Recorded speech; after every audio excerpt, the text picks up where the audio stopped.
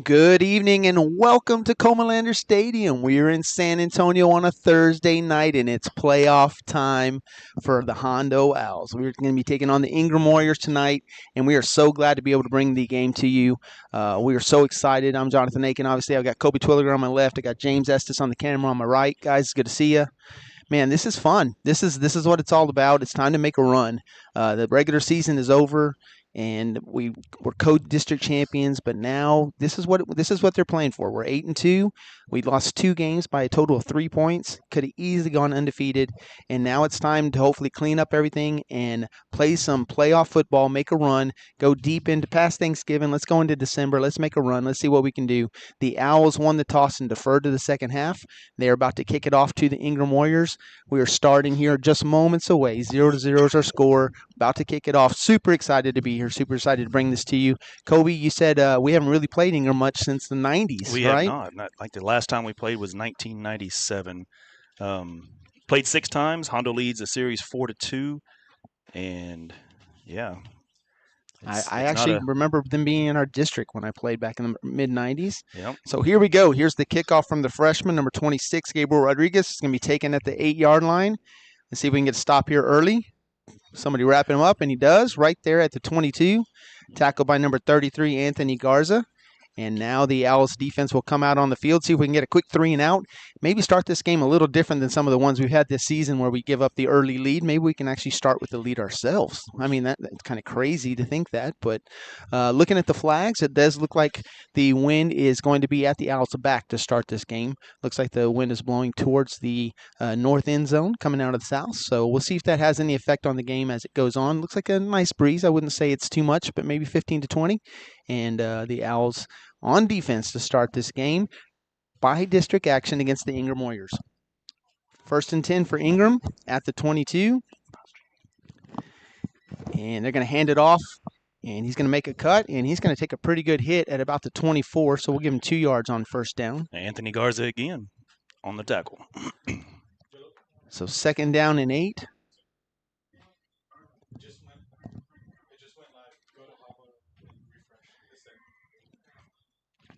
So 2nd down and 8, they will throw the ball. They'll sling it around. So we're going to have to get to the quarterback and play really good defense in the backside. They got 5 receivers, 3 to the left, 2 to the right, nobody back. It's a quick pass, and it's going to be incomplete. Almost picked off. Probably the closest to it was number 7. That's Cade Alvoid, our defensive back, and 3rd down and 8. All right, I'd like to set the tone here, get a 3 and out, and get offense with the ball, and go with this wind. Yeah, it would be nice if we could get that ball with a 0-0 score and see if we can get up early and often. We talked about the possibility of getting a blowout, how fun that would be. I said, man, that would be nice, Coach. Are you calling? He goes, no, that's not what I said. I said. He was very careful about that. he wanted no bulletin board material. He was not calling a blowout. He was just saying it would be nice to do. And there's a nice throw and catch and tackled there by Leighton Pope. Really good timing on that. It was. And that's going to be a 1st down for the Warriors up to the 41-yard line. Not afraid to sling the ball. There's no doubt about that. I like so far that the Owls are keeping everything in front of them. Nothing gets past you. No big plays. Let's see if we can keep making them hit the short ones. 1st and 10 at the 41 on the right hash. 5 receivers again. Nobody back. And a lot of pressure on the quarterback this time. He's able to get rid of it. Finds his receiver again. And he's going to be tackled at the 40. Again, finding number 3. Leighton Pope on the tackle. That's going to move the chains into Owl territory. So 1st down for Ingram. It was a nice catch. Got his hands out there. That's hummed in there pretty good. The senior receiver, Hunter Cobb, with the catch. That's back-to-back catches for him. So 1st and 10 for Ingram now at the 42. Getting rid of the ball quickly. I think our cornerbacks and safety are going to be working hard tonight. Yeah, they're definitely this. They know that this is our weak spot, so they're going to try to exploit it the whole game. So on 1st down, they're going to fake the handoff, going to throw the slant. He's going to find him, tackled by Cade Alvoit at about the 22. That's going to be another 1st down. And ball's going to be placed at the 22-yard line. It's going to be important for the Owls to don't get too crazy. Don't do anything. You don't want to jump anything right now. It's early in the game. ball control is going to be important for us. Ingram's going to be the team that's going to be trying to score quick. So we just have to play our game. No turnovers today. 1st and 10. Hand it off to number 8. He makes a man miss. He makes another man miss. He's going to go out of bounds. Maybe a gain of 1. I'll mark it at the 20-yard line, so they'll give him 2. So 2nd down and 8. Almost had him in the backfield. Good pressure. Just a 2-yard gain. So 2nd down and 8. Ball's at the 20. They've got it into the blue zone now. First drive of the ball game. 0-0 is our score. 10.5 minutes remaining here in the first quarter. Thursday night football playoff action. It's exciting. Good crowds for both teams. Shotgun formation. Fake the handoff. Looking to throw it. A lot of room up the middle. Throws it over the top and incomplete. Looking for number 4. Just over his head. Coverage on the play. Is that Kyron? I'm trying to see who that is. Alvoid. Is that Alvoid? Okay. We're up high. We're pretty far. This is not the normal distance we are for a football game.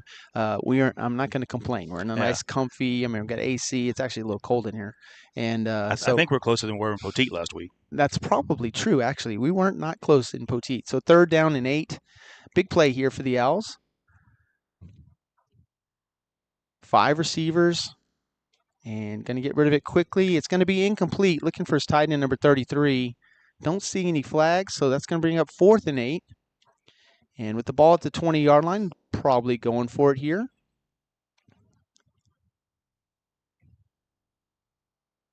They might be bringing out a field goal unit. We'll see. There's definitely a whole crew coming in. They're making a huge substitution here. With the ball at the 20. Yeah. 27 into the wind. 37 yard is a good kick. There's no doubt. Don't be surprised if Ingram maybe calls a timeout here too. I don't think he is. You're right. No. Delay a game. That's a delay of game. It's at 0. It was at 0 forever. And they gave him a timeout. It was a 0 for 2 or 3 seconds. It was at 0 for a long time. And it was like none of the refs were looking at it.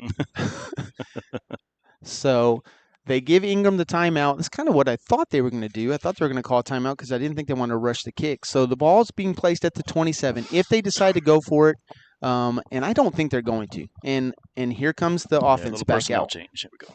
Yeah, I just didn't think a 37-yard field goal into the wind. I mean, you've got to have a lot of faith in your kicker. He's going to have to really get his foot into it. It's going to be more like, with that wind blowing the way it is right now, maybe 42 to 45. And, I mean, that's a long way for high school. So the offense is coming back out. And the Owl defense coming back out. See if we can get a stop here on 4th and 8. Get some pressure, hopefully, maybe rush a pass. Just has to be a little bit off. And if it falls incomplete, the Owls defense has done their job, and the offense can come out and see if we can drive down the field and get the first score. So first things first, we got to get a stop here. They're playing over the top on that receiver over there. You see that? That must be their number 1 receiver. Get some pressure on him. They're throwing it up over the middle. And there's Mason Barr. Mason Barr with the interception. Mason Barr playing center field gets the interception in the back of the end zone, and the Owls offense will come back out on 4th and 8. Ingram throws the INT, and after that turnover, the Owls will come back out, take the ball over at the 20-yard line. 1st and 10. That's exactly what we were looking for. We talked about it a little bit before we came on the air. There was probably a decent chance we'd see Mason playing a little bit more defense. Yep. You might even see Colton playing a little bit more defense just because it's the playoffs. This is it. I mean, if you're a senior, you don't want to leave the field. I'm telling you. And you see why right there. Mason made a great read on that ball. He's just got such good ball hawking skills. So 1st and 10, and they're going to hand it off to Mason. He's going to spin. He's going to get up to about the 24. Let's see where they mark him. I think they are going to give him the 24. So a 4-yard gain on 1st down on the handoff. 2nd down and 6. First possession for the Owls. We're at 10 minutes in the first quarter. Welcome to everyone who's joining us on a Thursday night edition of playoff football. Hondo versus Ingram 0-0 is our score. 2nd down, and we've got false start on the Owls. A little bit of excitement right now, a little bit of nerves. First snap, a little high. I think just got to settle down here a minute. So mark off 5, so make it 2nd and 11. And we'll regroup here. Ball's still right in the middle of the field. Ball's at the 19. Need to get it up to the 30. 2nd and 11. We got a little bit of wind behind us. One receiver to each side. Colton and Mason in the backfield. And waiting for a play. Got 15 on the play clock. Got plenty of time. Ingram's corner's playing up tight. They are. And there's a good snap. Looking to throw it. They got room up over Pope. the top. Oh! Just a little bit downwind, just over Pope's head. Yeah, Right. if Ingram's corner is going to play that tight, they're going to recognize Pope's speed real quick. Yeah, real quick. He got behind the defense, no doubt. Just going to have to put a little bit more air under it on these downwind throws. It's hard to throw those line drives like Colton likes to throw when it's downwind because they just don't have any arc to them. They just kind of ride that breeze. So when going this direction, he's going to have to just put a little bit more air and let his receivers run underneath it. So 3rd down and 11, and the Owls come out with 3 receivers, 2 to the far side, 1 to the short side. 2 freshmen and a sophomore. Yep, Mason goes in motion on 3rd down and 11. He's looking, throws it up over the middle, and almost intercepted. He was looking for Leighton Pope. He was well covered, and so that ball falls incomplete. So 3 and out for the Owls offense, not what we were looking for. Yeah, unfortunate false start. Yeah, that pushed us back behind the sticks. We got to stay away from the penalties and the turnovers. So 0-0 is our score. The Owls going to go 3 and out here. See if we can get a good punt away. Mason back to punt. The Ingram receiver is set about the 42-yard line. I can't get a number on him. He's got his shoulders to us, but Mason, see if he can get a good kick into it, and he does. And he's going to catch it about the 41. Gets up across midfield, gets up across the 45, and he's going to come down at about the 42. So good starting field position for the Ingram Warriors after that 16, 17-yard return. And Ingram back on offense. They're going to have the ball in Hondo territory at about the 43, I believe is where they're going to set the ball. Thank you to everyone who's joining us today who wasn't able to make the game. I don't know if you saw the stands, if James showed them to you or not, but we've got a pretty good crowd here. It doesn't look like a good crowd because the stadium is so big, but we have a lot of people who have made the drive to San Antonio to watch this game. Even the band made it, and you know how late they were out last night. Congratulations to the mob. 6th place in state out of 200 and something schools to come in 6th. That's pretty fantastic. Shotgun formation, they're going to go with the swing pass out to number 8. He's going to get the corner. He's down to the 40, the 35. Going to go out right around the 30-yard line, pushed out by Mason. And that's going to be moving the chains. 1st and 10 for Ingram at the 30. Talking about the mob, they did make the finals last night. 6th place in the state. First time to make finals, I believe, in 31 years. I believe that's right. The last time they made the finals just happened to be my senior year. We made it to this to the finals. I don't remember what we ended up finishing, but it was pretty darn high, that 94-95 band. So congratulations. That's really awesome. Handoff again, and they're going to go outside, and he's going to get the corner again, maybe get a couple yards. Good job by number 21, A.J. Knight, to really cut off that angle. Ingram is showing some pretty good speed. They're getting those corners. Going to have to get them contained to get them turned in a little sooner. Those defensive ends and those outside linebackers, they cannot lose containment. Got to get up the field, make him cut back inside where he's got some help. So they're going to get 4.5, almost 5 yards on that run. So 2nd down and 5. And they're going to hand off. Like there's a flag. I think there was movement on the offense. Yeah. Waiting for an official call there. Back judge threw it. Yeah. Yes, so it's a false start against Ingram. That's their first penalty. So move it back 5, so make it 2nd down and 10. They just lose that 5 yards they gain, maybe 2nd down and 11. Yes, it's going to go to the 31. They need to get it down to the 20. So 2nd down and 11, kind of the same thing that happened to us. And let's see if Ingram's able to overcome it. Ball's at the 31 on the right hash. 2nd down and 11. Second offensive possession for Ingram. 0-0 is our score. We got 9:01 remaining in the first quarter. Come out with 2 receivers to the short side, 1 to the far left. And they put a man in motion. Mason comes across the field with him. And quick pass to number 4. good open field tackle there. K-Dub Boyd again on the tackle. Good. They get the yardage back plus a couple more, so it's going to be 3rd down and about 3. So we'll give them 8 on that play. Going at the freshman early, and they're going to come up to the line quickly here. No receivers to the left, 2 to the right. They do have him. They're going to go to their big running back. He's going to find a big hole, and he's going to be just tripped up. Ball's on the ground. I think the ground caused that fumble, but they recovered it. So they get the 1st down and a little bit more. They're going to get it all the way down to the 13, just tripped up by Mason Barr. He probably scores. He's one of the bigger players on their team. Big kid. Yeah, he was definitely a big kid, and he went in with a full head of steam. So 1st down at the 13, and they hand it off to number 5. There's a flag down, and he's still moving all the way down to the 7-yard line. Maybe offsides on Hondo. I'm hoping maybe it's an illegal formation. Yeah. But we'll wait and see what they do. Yeah, it's offsides against the defense. Don't know if you're going to take it, though, after a 7-yard run. Yeah, it'd be 1st and 5. Yeah, that's true. So if they move it back to the 13, it goes to 1st and 5 from the 8. So first real threat here for a score, as Ingram is now inside the 10-yard line. They've got 1st and 5, and the ball is going to be placed, I believe, at the 8. I'm just waiting for him to place it down.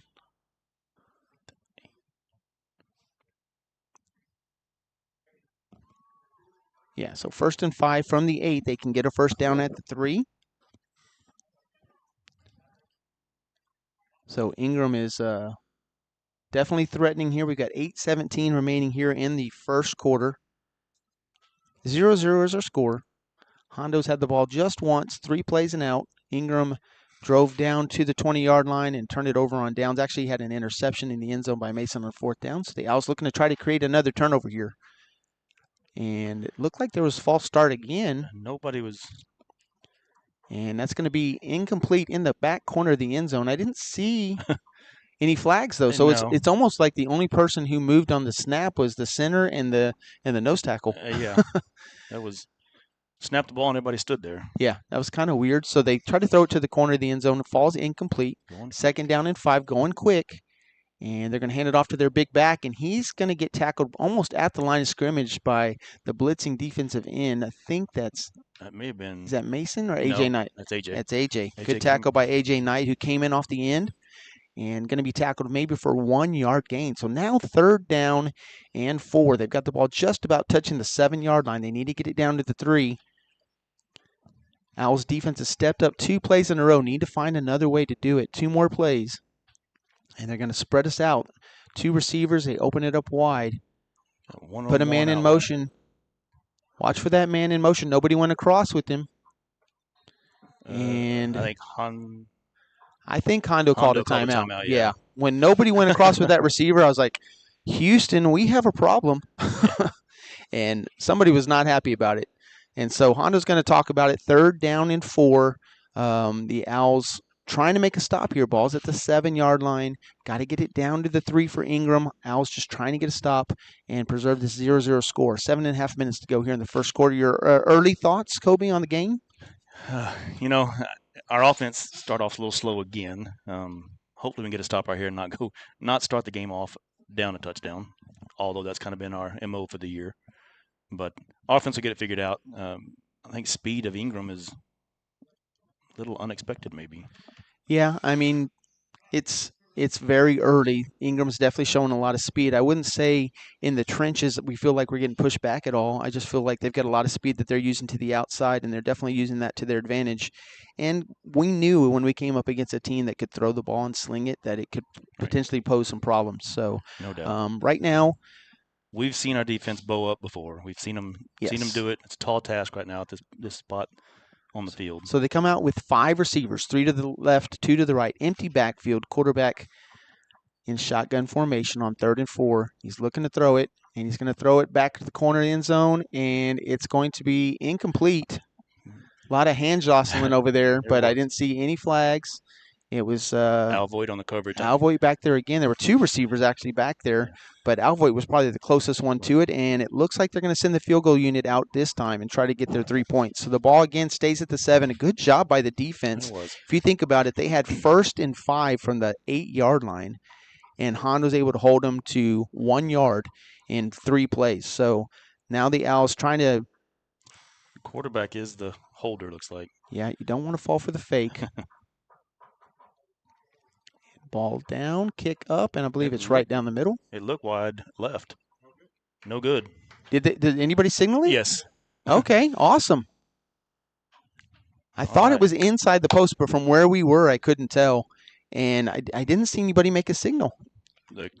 The official on this side made the signal. But the two that were underneath the goalpost didn't. Yeah, the one on the right did. Oh, he did? Okay. I was looking at the one on the left. So was I. Which would make sense. Who should have called it? Yeah, the one on the left should have called it. That's where the ball went. So no good on the field goal. 7:19 remaining. And now the Owls offense comes back out. 0-0 is our score. Another good stand by the defense. We just talked about it. So now let's see if we can put some points on the board. Use some clock. Maybe have the ball for more than 3 plays. Bring Mason in motion on the sweep. Nope, quarterback keeper. And he's going to get up to about the 22, maybe the 23. So a 3-yard gain for Colton Alvarez on his first carry. So 2nd down and 7. Very early in the game, just inside 7 minutes to go. We've got a huge audience online. Very excited to see so many people tuning in. A very nice crowd here on the other side, too, who's supporting the Owls. So 2nd down and 7, the Owls come out with 3 receivers. They got 2 that are moving Leighton over here to the left side, 2 to the left, 1 to the right. Mason and Colton in the backfield, and they're going to hand it off to Mason, who's going to try to get to the end, but boy, he had no room. Somebody was right up the middle, and then there was just no room over there on the outside, too. He had nowhere to go. Actually lost probably a yard. And so 3rd down, and let's see, just waiting to see where he marks it. I don't know why they wouldn't mark it on the right hash if the ball was run to the right. I mean, isn't that how it's supposed to be done? So he puts it back in the middle of the field. I'm not sure why, but no gain. So 3rd down and 7. Owls looking for their first down of the game. They send Mason in motion. Looking to throw. Throws it over the middle, and I don't know how it was caught. I don't have a clue how he caught that. That ball should have been intercepted and somehow went through his hands to Cade Alvoid's hands, and great concentration by Alvoid to make that catch. It should have been intercepted. He threw it into double coverage. It bounced off the defender's hands, and Alvoid somehow comes up with the ball, moves the chains, 1st down. We'll take it however we can get it. Let's get the first down, get the nerves out of the way, and let's start playing some football. So 1st and 10, the Owls have the ball at the 41, looking to throw it again. And again, he throws it into coverage, and it's overthrown. Going to have to read these safeties because right now he's throwing into coverage, and we're just playing with fire. Going to have an interception here soon if we keep throwing it to the black jerseys. So safety read that all the way and came over pretty fast. Luckily, it was Alvoid actually played good defense on that. So going to have to read the defense. It's a little bit of a different defense, and Coach talked about that during the coaches show that they run a very, very unique defense where they send guys on stunts and twists, and they kind of play a Tampa 2, which is 2 safeties back, and sometimes they come up and sometimes linebackers drop. So it's very, very complex. So on 2nd down and 10, fake the handoff, looking to throw it, and in and out of the hands of the receiver. He was looking for number 6, Alex Garcia, and unfortunately Alex started running with the ball, but he didn't have the ball. So looking to turn that upfield. Yeah, and so it would have been a really good play. It was a very good throw by Colton, but instead of a 6, 7, or maybe even more yard gain, falls incomplete and kind of makes it a little more difficult. 3rd down and 10 with the ball at the 41. Needed to get across midfield to get that 1st down. 3rd and 10, 4 receivers, 2 to each side. He's got Mason on his left. He puts him in motion to the right. And it's going to be a quarterback keeper up the middle, and just didn't see the hole. There was a pretty good-sized hole over here on the left, and just didn't see it. And unfortunately, that's just going to be a 2-3 yard gain, and most likely it's going to bring up a punt. Yeah, there was a pretty good hole. He had that center or that linebacker sealed off to the right. Left. I mean, all he had to do was run to the left. He had it sealed to the right, and he cut to the right. So just having a little bit hard time right now. It's still early in the game. I know there's a lot of nerves. So there's a low punt. It's going to be down to the 16-yard line. Good punt, all the way down, no return. So now Ingram's going to be pinned back a little bit, and we play a little game of field position. The wind's picking up a little bit. Looking at these flags over here, it does look like the wind could come be a factor today. So I'm not sure that's the line drive punt that Mason was looking for. It barely cleared the line. The one that went through the two tackles in Yeah. the front of him, yeah, that thing never got off the ground more than about 4 or 5 feet, but it was effective, and it got him all the way down to the 16-yard line. So Ingram's offense comes back out again. The Owls showed a little bit of offense, but not enough, and so 0-0 is our score. We're inside 5 minutes to go here in the first quarter. Let's see if our defense can get a little pressure on the quarterback, but we've only got three on the line. So linebackers are coming, though. Yeah. And they're going to hit the short pass to number 3, and he fumbles it out of bounds. I think they're going to still give him the catch. Yeah. But it's going to be up to the 21-yard line. So give him 5 on the play. Good job by the cornerback to go for that ball. Let's strip it out of him. So they're going to come out 2nd down and 5. And they're going to come out with 5 receivers, 3 to the left, 2 to the right, to the short side, empty backfield. And he's going to throw that same pass again. And he's going to make a man miss, and he's going to be tackled by Mason Martinez. Good hustle there by the defensive lineman. They're going to move the chains. Yeah, our cornerback slipped on it when he planted to come back up to defend that. Fell down a little bit. They're going to keep hitting those short passes until we start playing up a little tighter, and then if we do, they're going to try to go over the top. So we're going to have to be very, very smart. Watch the quarterback's eyes. Empty backfield, 3 down men again. They bring a blitz with the linebacker and get to him. There we go. Good job by Andrew Tapia and Mason Martinez. Finally get to the quarterback.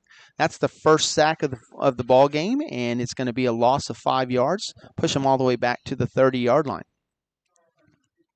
So 2nd down and a long 14 and a half.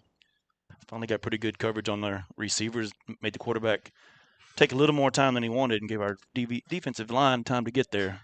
I like him mixing it up with sending some of the linebackers. We can't just let him have all day to throw. He's very comfortable back there. It's like playing backyard football right now.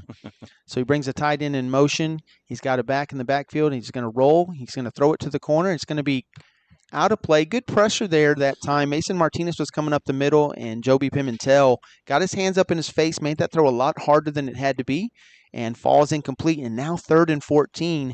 We might be able to flip this field. If we can get a good stop here, they're going to have to punt it into the wind, and maybe we get the ball close to midfield ourselves. But first things first, we got to get a stop on 3rd down and 14. They got to get it all the way up to the 44-yard line.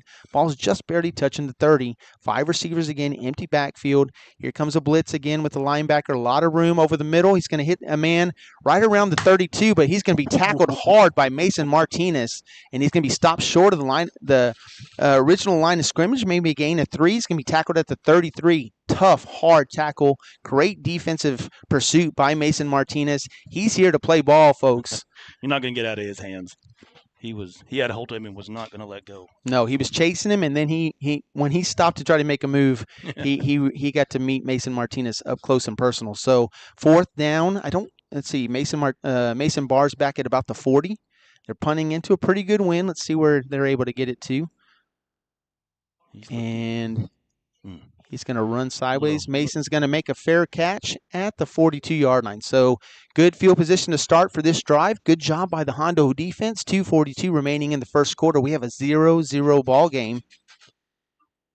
It's a big chess match right now. It is. Everybody's trying to learn about everybody else. Remember, guys, it's a Thursday night, and I know it doesn't seem like much, but when you're used to playing every 7 days, and then all of a sudden you have to come off of winning your co-district championship and having to come back a day earlier, it just kind of throws everybody's rhythm off. So being a little bit off kilter is not too surprising. Playing on a field you're not used to playing on, and knowing that this could be your very last game, both teams are experiencing that, and there's a little bit of nerves going. So shotgun formation, going to follow Mason up the middle, and they're going to hit him hard right after a gain of 2. A lot of pressure by the defense. They are bringing everybody. There's 8 guys in the box. Okay, when we talk about that Tampa 2 defense, those 2 safeties, they have 2 safeties. They have 2 to 3 linebackers, and what they do is they're rotating them. Either the linebackers come in hard for the run, or the safeties come up and the linebackers drop. And if we can figure out the rhythm to it, it might open up something over the middle. But right now, we're having a hard time finding the run up the middle. So on 2nd down and 8 after that 2-yard gain, hand it off to Mason. He finds a little bit of room, not much, maybe across the 45, maybe. They're going to give him the 45, so a gain of 1. So 3rd down and 6, a long 6.5. We got to get it to the 48, so make it 7. We're going to have to figure this out. Run game hadn't got it going yet. No, we may have to be going outside. I'm telling you, there's 8 guys right there in the middle, so going to throw it deep. Boy, how it sure looked like he had his jersey. Wow. There's no flag there. They're looking for Kyron Rodriguez on the deep out, and no flags, so that's going to fall incomplete. And just like that, another 3 and out, 4th down and 7. And most likely Mason's going to be punting this away. I mean, we just can't get anything going on offense just yet. So ball's going to be placed at the 45. They're showing like they're going for it, but the Owls like to do this a lot. Trying to draw them off and make it a little easier 4th down. Yeah, now they're dropping back. And they've got a cornerback dropping. And there's a snap. Gets it away. Great punt. Get out of bounds. Get out of bounds. Oh, why didn't he try to hit it? Did he not see it? Oh, I thought he had a chance to stop that inside the 5-yard line, but it bounces into the end zone. So it'll come out to the 20-yard line, and Ingram will take over from there. Looked like he might have had a chance to bat It that could ball it back could have in. looked closer to us. It could have. Yeah, it might have been further away than it looked. From here, it looked like he was right there and had a chance to knock that out or knock it back into play. But we are right next door to the coaches Hondo are yelling too. Yeah, the Hondo coaches are like, through our headphones, we hit can the hear them ball. to get the ball. So I think they thought it was pretty close as well.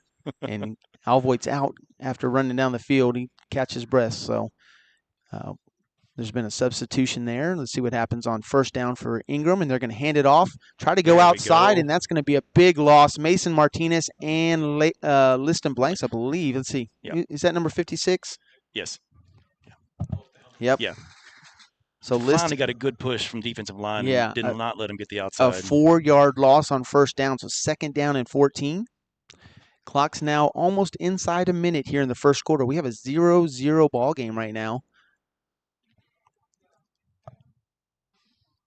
They're going to come out with 5 wide, empty backfield again. 3 receivers to the left, 2 to the right. Don't let them get behind you. Quarterback looking. Some good pressure. He's running around, gets rid of it, finds his man, and it bounces off his hands. Incomplete. Very lucky for us. Would have been a 1st down, so make it 3rd down and 14. 3rd down and 14. We got to get a stop here.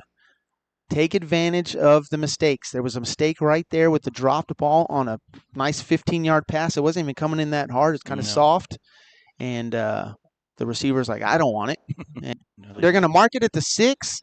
10-yard loss. And that's going to be 10-yard. That's going to be a 4th down. That's going to be another sack all the way down to the 6. What a huge loss. And now the Owls with a really good chance to get some good field position. If Ingram's smart, they're going to let this run to 0 so they can kick with the wind. And I believe they are. And so that'll be the last play of the 1st quarter. The Owls defense came to play today, and now the Owls offense just needs to find a way to get it going. That's going to be the last play of the 1st quarter. 0-0 is our score. And the Owls are going to change ends of the field, and 4th and a long, long way. 4th and 24 for Ingram from their own 6. They'll be punting from their end zone when we come back. Man, how exciting was that? First scoreless 1st quarter of the year? I think you're right. I don't think we've had a 1st quarter where it went 0-0. Not one this exciting, that's for sure. So as we change sides, 0-0 is our score. Hondo defense playing hard, playing fast. Got to get the offense going. Right now, I got to tell you, Ingram is loading the box. There are 7 to 8 guys between the tackles right on the ball. And as soon as that ball is snapped, that run up the middle is just not there. Now, if we can find a way to break through that first line, there's nobody behind them, and it's going to be a big run. But right now, it's tough sledding, and we're going to have to figure it out. We're going to have to either go with some sling passes to the outside. We're going to have to open it up somehow. Unfortunately, the passing game didn't look so hot either. We had one completion that was actually should have been an interception, and we probably had 2 or 3 other passes that could have been interceptions. So going to have to figure it out. Right now, the offense is looking a little bit stagnant and stale, but lots of time, 0-0 is our score. The defense is doing their job. So here's the first play of the second quarter from the middle of their end zone. Mason Barr back at about the 42-yard line. I'd like to see Mason get a chance to return one here. He hadn't had many chances lately. And he's going to get rid of it. It's going to land. Mason's going to catch it at the 45, and he's going to make the first man miss. He's going to get up to the 35-yard line. So the Owls have their best field position of the game to start at the 35 of the Warriors. And that's where we'll begin our offensive possession. We are now moving into a pretty good breeze. So that'll come into play if we get into field goal territory. But we'll see what happens first. Why not put up 6? That's what I'm saying. Here we go. 11:52 remaining here in the second quarter.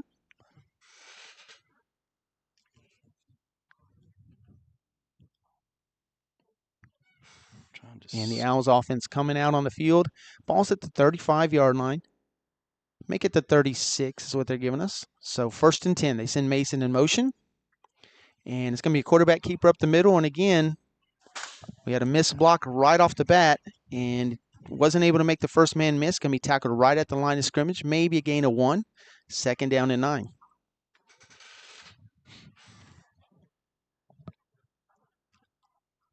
So Colton with the keeper gets 1 yard, 2nd down and 9. The run up the middle just not there right now.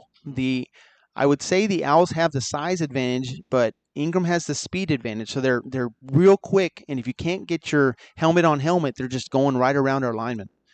Bring a man in motion. That's Mason. They're going to hand it. Nope. They're going to fake the handoff. It's going to be quarterback keeper. Get to the first line. Hold on to that ball. Get it down inside the blue zone.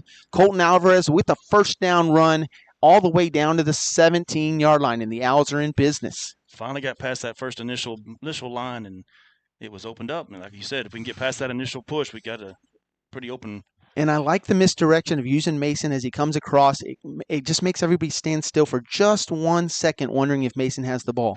So they do it again. They're going to bring Mason. They're going to hand it to Mason. He's going to see a hole. He's going to get inside the 10, inside the 5. Hold on to that ball. That's a touchdown, Hondo Owls. The Hondo Owls are on the board first. I see no flags. That's a touchdown. Let's get our extra point and go up 7-0 now. Nice. Now we're moving. Now we're talking. Now we're cooking.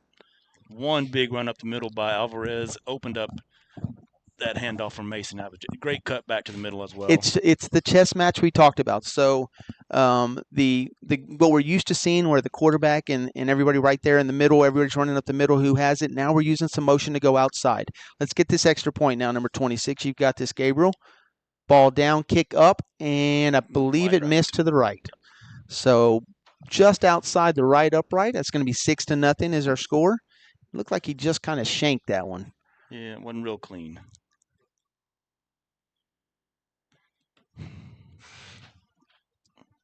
Good response by the Owls. Good 2 big plays after getting nothing. Yeah, I mean, we hadn't seen much of anything from the offense. So to have that drive starting at the 35, great field position, and to get back-to-back really good runs from our senior leaders. Colton Alvarez with a big run up the middle to get us into the blue zone, and then come right back right after that play, hand it off to Mason Barr, who's found time and time again found a way to get into the end zone with a great read. He sees the whole flow of everybody moving to the right and just sticks his right foot in, makes a huge cut up the middle, and it's just wide open. There's no stopping him once he gets ahead of steam like that. 6-0 is our score. 10:44 remaining in the second quarter. He had 3 guys coming in on him about the 7-8 yard line. They weren't going to stop him. There was no chance. No. So the first score of the game goes to the Hondo Owls, 6-0. And now we're going to have to kick off here from the 40 into a good breeze. Probably, if you could get this ball, I would say even to the 20 or inside the 20 would be a pretty good job with the wind blowing like it is. The flags are on our north end, and they're moving pretty good. And it almost is like a funnel between the stands, and it's blowing. Weather Channel's showing about 11-mile-per-hour wind, but it looks definitely a little looks more than that. Yeah, it definitely looks more than that. So here's the kick. And you can see the wind hit it, and it's going to come down at about the 24. And ball's out. Somebody fall on it. I think they got back. No, Hondo looks like According to the sideline, Hondo has the ball. It is Hondo ball. The ball hit the ground, popped up in the air. It looked like only Ingram players were around it from here, and somehow Hondo comes up with it. They've got the ball again at the 36-yard line. It's right where we started our last drive, and now Hondo's cooking for sure. Let's get us another touchdown here. Looked like somebody got a helmet right on that ball. Yeah, they put it right on the ball, and they're actually showing a replay over here. We're going to look at it. I don't know who recovered that ball, but you can see the ball pop out, and there were a couple owls there. I still can't see. No. Even on the screen, I can't tell. But all I know is we've got the ball, and it's 1st and 10. So the Owls at the 36 with a 6-0 lead. Let's see if we can drive it down the field again and start to take some momentum in this game. So 1st and 10, play clock at 10 seconds, plenty of time. He's got Mason in the backfield, sends Mason in motion. And look at Mason, throw it to him. There you go. Mason makes a man miss, gets it down 6-7 yards. Mason was there early by himself. He was. And I know you saw somebody down the field, but take the 6, take the 7, let's go. Well, just like her, we had a receiver going down that left side. It looked like he was open, but that safety was coming over the top. And I think Alvarez saw him at the last minute and hit his outlet to Mason. Well, it was a good job. If Mason's going to go in motion, no one's going to follow him. I'll take Mason one-on-one against the cornerback all day long. 7-yard gain inside the 30 down to the 29. So 2nd out and 4. Oh, they're resetting the play clock. Oh. There we go. He's like, reset it and wait for my whistle. There you go. And no. He's like, reset it and wait for my whistle. I think he wants it at 40, no? He wants it at 25, and he wants him to wait for him. He's saying, wait for me to tell them to go. There he goes. Now he gave him them. Okay, here we go. So the Owls, 2nd down and 3.5. They bring Mason in motion, and they're going to fake the handoff. Good pressure, good push by the offensive line. That's going to be a 1st down and more, all the way down to the 21-yard line, almost to the blue zone. Move those chains. Real good push by the offensive line there. He had 3 yards before he even encountered a black jersey. Looks like Colton's hesitating just a little bit, letting that line get the push, and then taking his shot. I like that they've brought Weimers in as another blocker. He plays with some ferocity. I mean, he's ferocious. He really is. And I like when he's in there. All right, 1st down and 10. Ball's at the 21. Mason in the backfield with Colton Alvarez, and they're going to fake it, going to throw it, and was not there. Good idea. Good idea, but he was definitely not open. Good thing that he missed that one. So incomplete. Looking for Cade Alvoid again on the out. The cornerback jumped it. If that cornerback's going to jump that, though, you might think about the out and up. Yep. So it's a quick fake and just go right up the sideline. 2 receivers to the right, 1 to the left. He's got Mason behind him, and high snap. It's over Mason. It's over everybody's head. Mason's got the ball. He's going to fall down at the 37. Nothing you could do. Huge loss. That ball was way over their head. There was nothing the Owls could do. We had the high snap bug going earlier in the season before district play, and unfortunately, it reared its ugly head on that play in a huge loss. All the way back now to the original line of scrimmage, 37. We were already in the blue zone, or just outside of it, and now we've got our work cut out. 2 receivers stacked on the left, 1 to the right. That's in Mason in motion. Looking down the field, got to get rid of it, and he's going to be sacked. Nothing opened up. No. So after the high snap and the loss of about 15 yards, and then they get a sack that takes them back another 7, make it 4th and forever, and no doubt now that we're going to be punting. Yeah, great opportunity on the fumbled kick return. Just could not do anything with it. Yeah, 4th and 30. Where? Okay. And they're trying to get their 5 yards out of it. Yeah. Let's see if Mason can get one pinned back there somewhere. And good punt to the middle of nowhere, but unfortunately it did not bounce well for us. So it goes out of bounds at about the 21-yard line. So that's where Ingram will take over. So 2 turnovers by Ingram.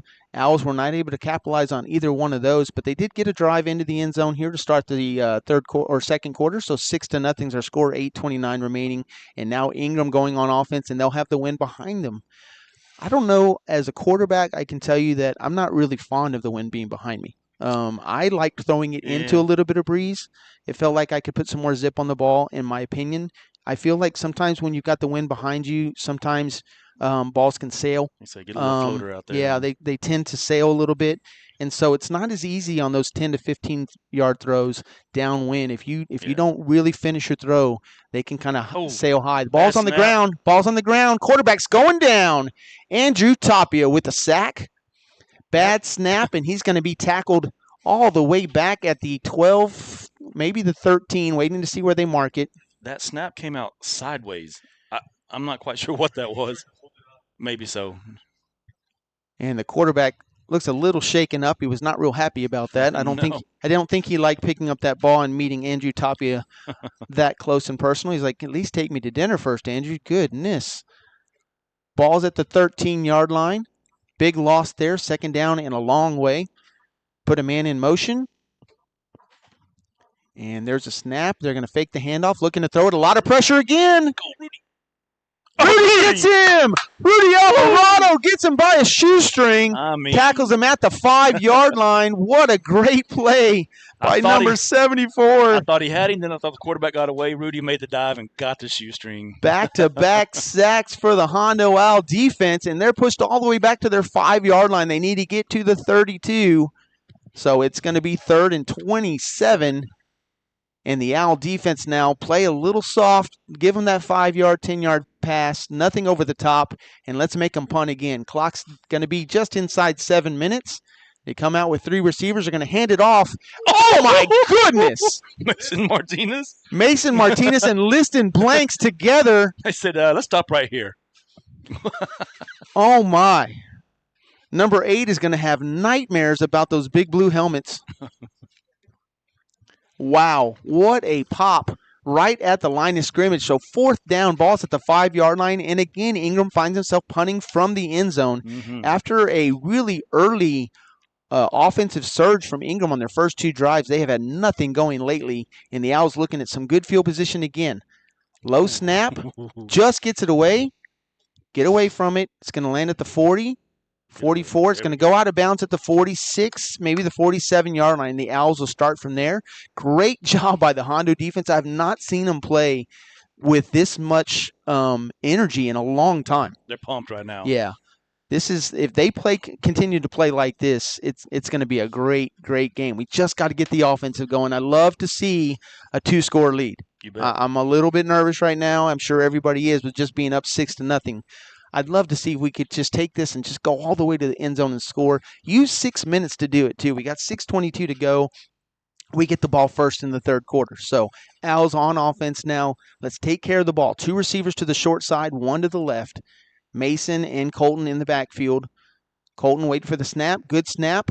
Fake the handoff, and kind of lucky that he didn't hand it off to Mason. Yeah. Mason was going to get smacked, but there was no room for Colton either. He gets just barely back to the line of scrimmage, maybe a loss of a half yard.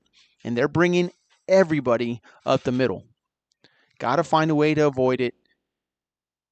Right now, Ingram, like I said, they've got 4 guys on the line. They've got 2 linebackers. Sometimes they're bringing safeties. They're bringing a lot of people. Right now, we just got to figure them out. Their defense is just a little bit complex right now. So second down and 11, and they're going to hand it off to Mason, and he's going to get maybe 2. Yep. Down to the 44, inside 5:45 to go. It's going to bring up a long 3rd and 9. Just a game of adjustments right now. Coaches are trying to outsmart each other. So 3rd and 9. Anthony Garza coming in for the freshman Nolan. Was that Graff that just went out? Number 12? Yes. Yeah. So Nolan Graff goes out.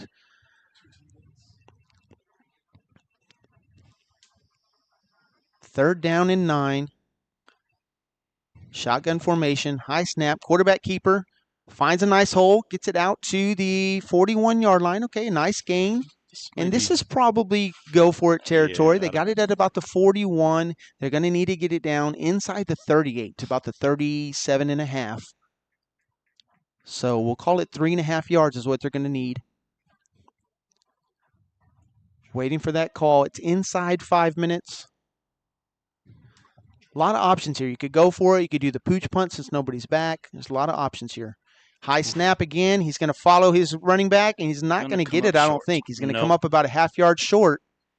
Tried to follow Mason into the hole, and that hole closed quickly, and that's going to be just a half yard short. So Ingram's going to finally get out of the shadow of their own end zone, and they're going to have good field position all the way up at the 38-yard line. Needed to get it inside the 38, just got it touching the 38, so about half yard short.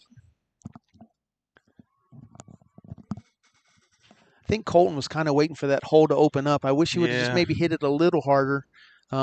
He's a big guy. He could have pushed that pile forward a little bit, but they closed it quick. So a little bit short on that 4th and 4, 4th and 3.5.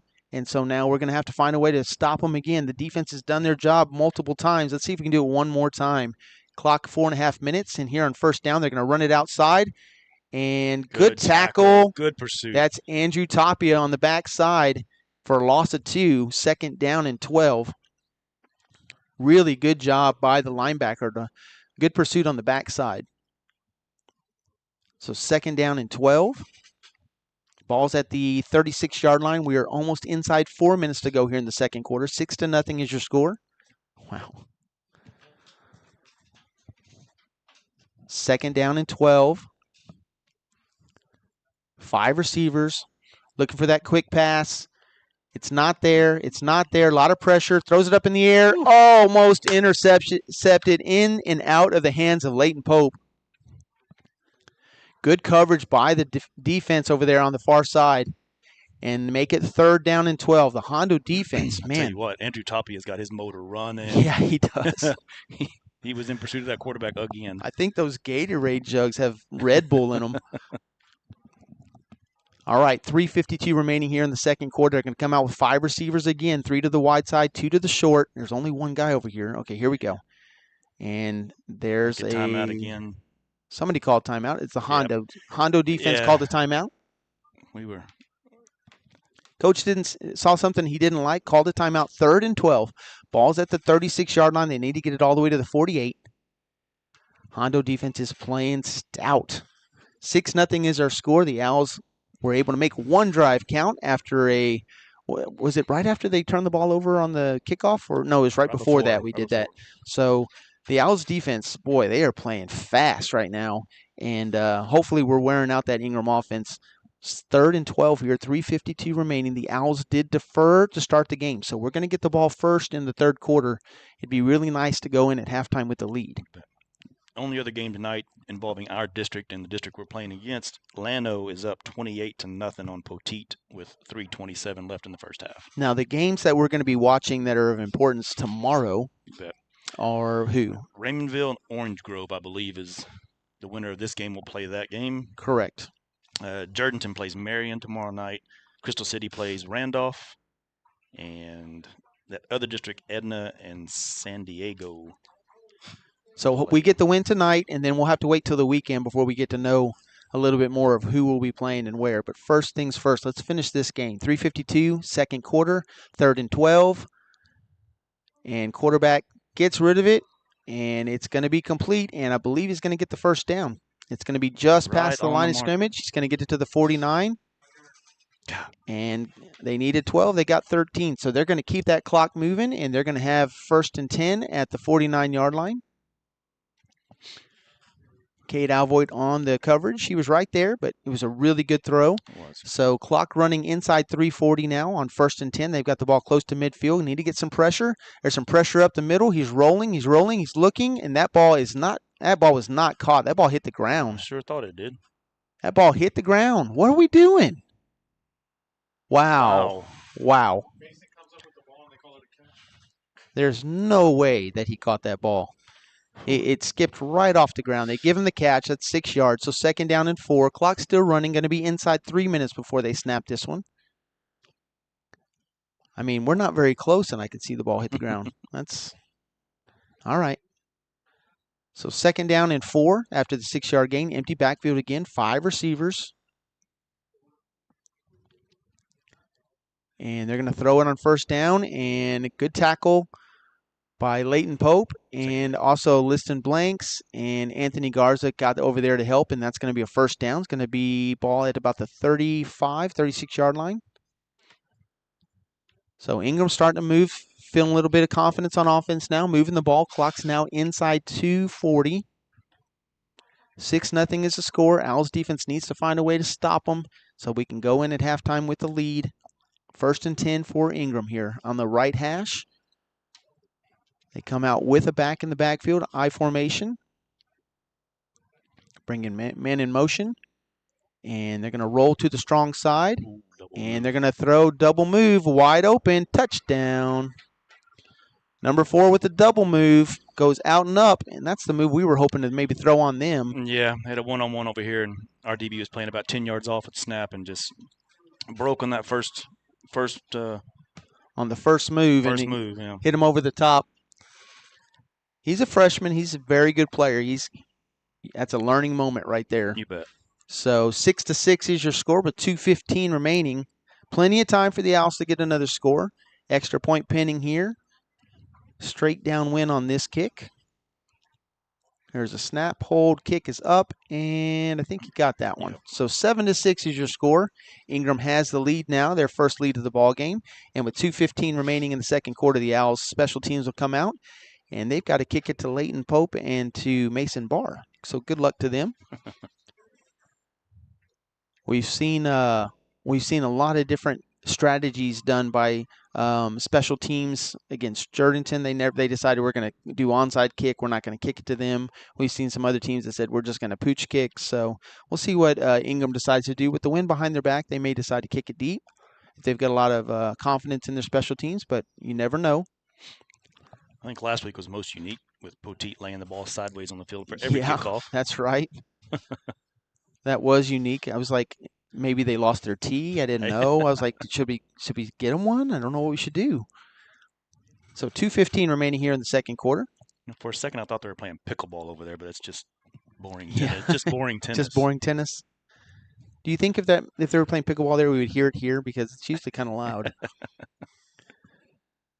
We're at Comalander Stadium here on the northeast side of San Antonio. Beautiful night for football.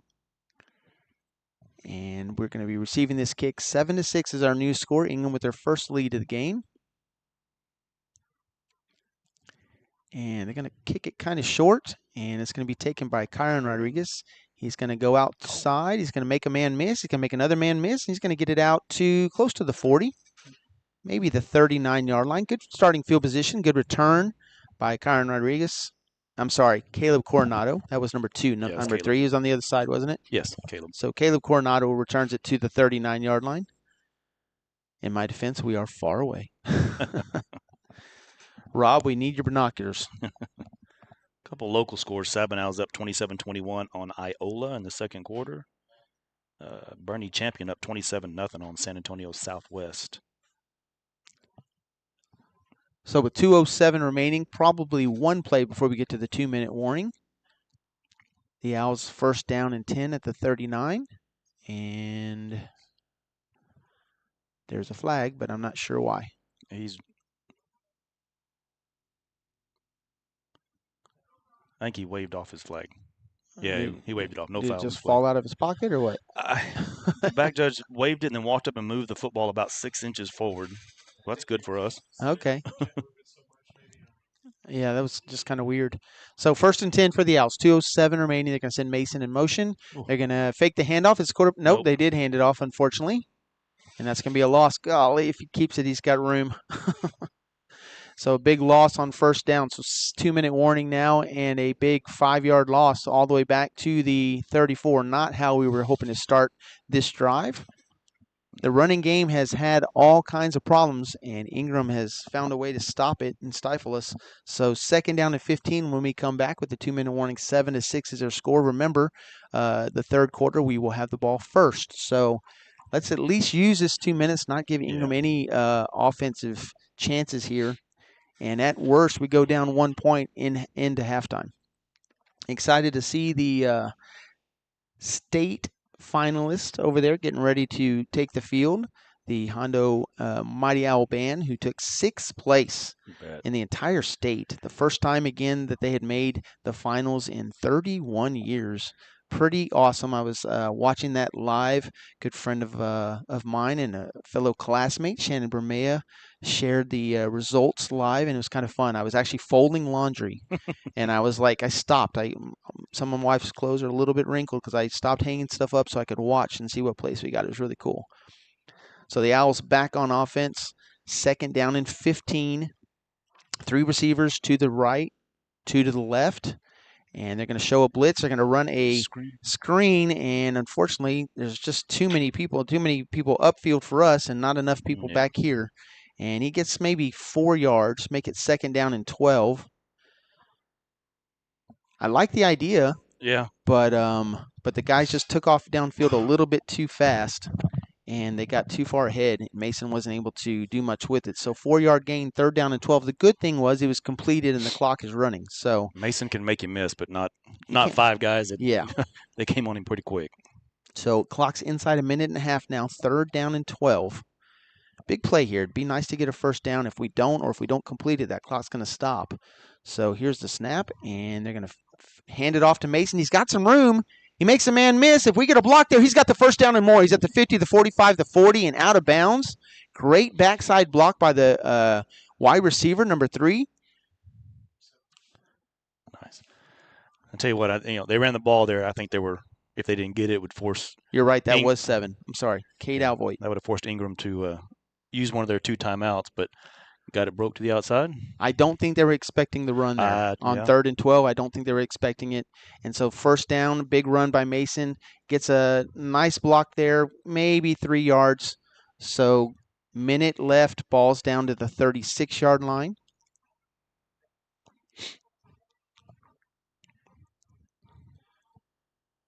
Clock running. How many timeouts do we have? Do we still have one or 2? We have 1 timeout. Need to get on the ball quickly. If we can get down to about the 20, I really feel confident we could have a chance for a field goal here.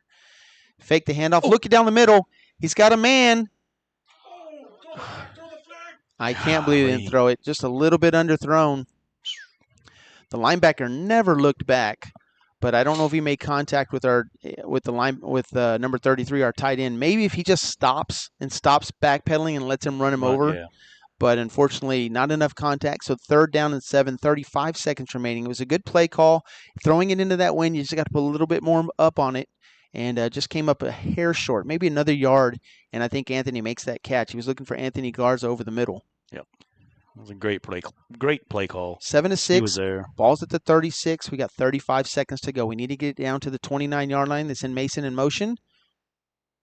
Looking to throw it. And just outside. He had a man there. He was looking for Leighton Pope, but he threw it out of bounds. So 4th down and 7. 31 seconds, 7-6. Ball's at the 36. Got to get the first down somehow. We still have a timeout. Don't want to use it right now with the clock stopped. We got 20 seconds on the play clock. Get the play in. Come on. Looks like they're going to come 4 receivers. 2 to the short side, 2 to the wide side.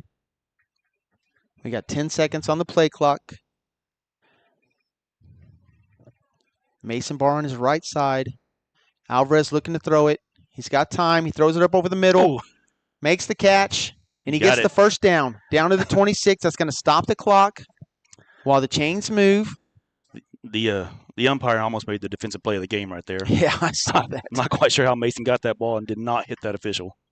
So that's going to be a first down for the Owls down at the 26-yard line. We've got 23 seconds remaining in the second quarter. The Owls have the ball at the 26. If we weren't to gain another yard, you're probably looking at about a 43-yard field goal, but that wind is blowing. I just think it's too long. Even on the kickoff, he had trouble. You could see that ball was kind of hanging in the wind. So I think we need another 10 yards. I really do. I think we need to get it inside the 20, at least down to maybe the 15 to have a realistic chance at a field goal. Hey, you know what? The Owls have scored on the last play of the second quarter like 4 times this year. Why not do it again? They did it against Devine. They did it against Uvalde. There's no reason we can't score a touchdown here. I'm thinking maybe Mason on a wheel route. Send him all the way to the end zone. You know when you give Mason a chance to catch a ball in the end zone, he tends to go for it. So that's what I'm going to say we're going to do. Send the 2 receivers on a post and open up the outside lane for Mason in motion. We've got enough time if something opens up over the middle to get up and get the ball spiked, I think. Mason goes in motion. And he throws it in and out of the receiver's hands. at the 10-yard line. He had him. It was a really good throw. Would have put us in field goal range, would have had enough time to take a knee. That is the second time we've had a receiver drop a ball. So come on, let's go. All right, shake that one off. Get ready. Maybe coming at you again. It was a really good throw there Great ball by Alvarez. Can't fault him on that one. So 2nd down and 10. Clock stopped at 19 seconds. Plenty of time to run a play and then get up there and clock it. Remember, if we get a first down, it stops the clock for momentarily while they move the chains. We got 3 seconds to get this play off. A lot of guys are moving. Let's go. Ooh. Just barely get it off. Look, got to get rid of it. We got a flag. Got a flag here. I don't think we were set. Yeah. So with 11 seconds, I think nobody got set. I think it's going to be a 5-yard penalty on Hondo. I don't think it has to be a 10-second runoff because we ran out of bounds. They're picking up the flag. No flag. They're picking up the flag. So the official on this close side dropped it pretty late. So they're picking it up. So the ball's at the 23-yard line. We have 11 seconds left.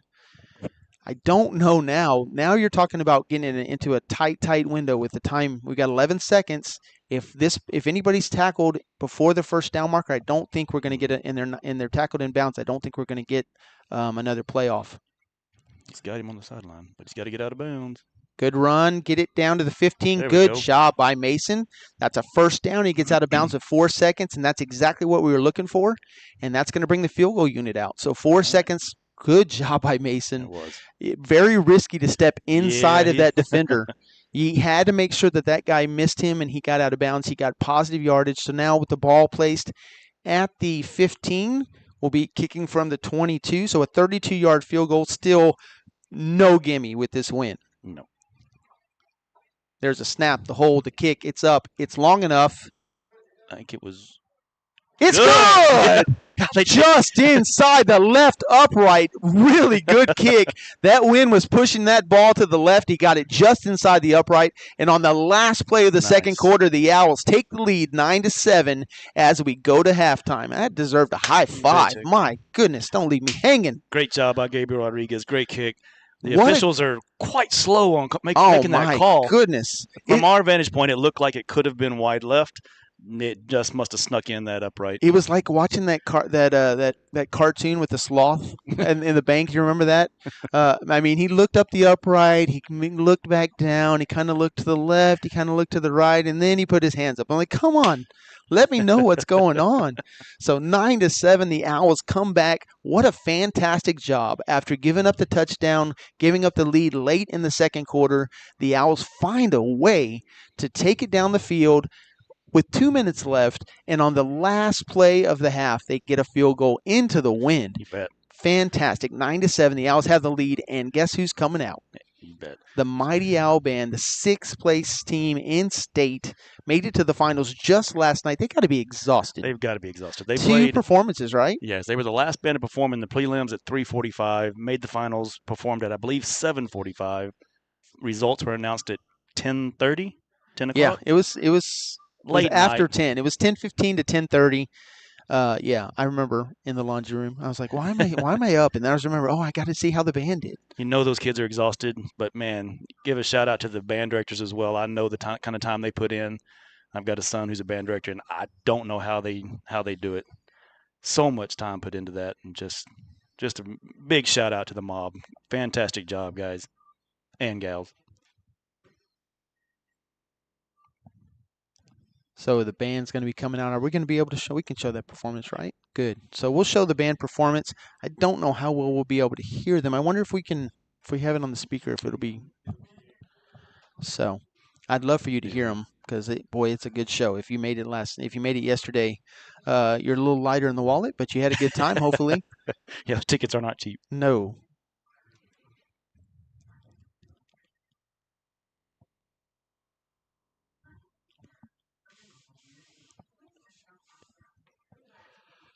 So playoffs are a little bit different. In case you're wondering why we haven't talked about our sponsors or how we haven't spent any time going to commercial, we're not allowed to. So right. it's a it's not a district policy, it's a UIL policy, right? So they said, Jonathan, you talk as much as you want, but you can't talk about your sponsors. Yeah. So we won't talk about them. But I will say this: We have sponsors. we have some. We just can't talk about them. But I will say there's sneaky ways around it. On my way here, I stopped at Hermanson's. Man, their chicken fried steak is so good. It was so good. We hit a little bit of traffic, so we just stopped and got. Man, it was so tasty. Got to say, I'm just saying. Yeah, and Kobe didn't eat one. No, No. it was just me. Kobe stopped and got some Mama Boba, didn't you? Didn't you get a boba tea? I did. I thought that's what you were doing. So how was that? Was that pretty good? It was good. All right. They've got yogurt over there too. Did you get any of that? I did not. I'm gonna have to try that frozen yogurt. That froyo is pretty good. Yeah, that's what I hear. I don't have any kids. I've grown kids, so I'm not buying them froyo. Yeah. They can pay it for me. Actually, I do want to give a quick shout out to my son Josh and my daughter-in-law Rachel. It just happens to be their 4-year anniversary today. I did see that today. Happy So anniversary, happy Josh and Rachel. anniversary. Very happy for y'all and very, very happy to be a grandpa. I'm sure they're celebrating year number 4 with that sweet baby. Yeah, they're at my house right now. Oh. They're watching the season or the ending of The Bachelor. No, the Golden Bachelor, I believe is what it's called when you're like 65 or whatever it is. I'm sure you're sad you're missing that. Well, I tell you what, am I sad that I'm missing The Bachelor? No, but my granddaughter's at my house right now, so I'm missing that playtime with her because that's always fun. She is all smiles at 6 months. She actually is 6 months old today. Wow. So, kind of cool.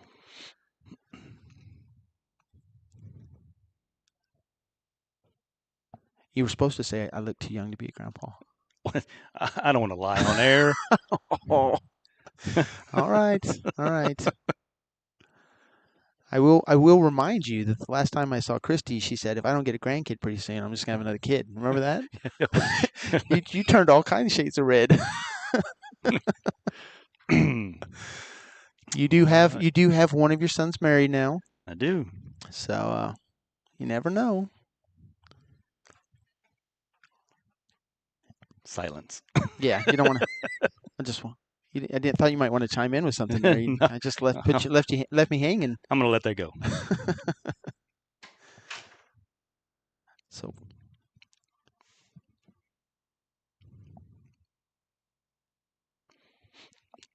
they just sent me that. Just got a text message from Jeff Berger, always up to date on all the stats. He says with that last catch to set up the field goal, Mason Barr is now Hondo's all-time career receptions leader.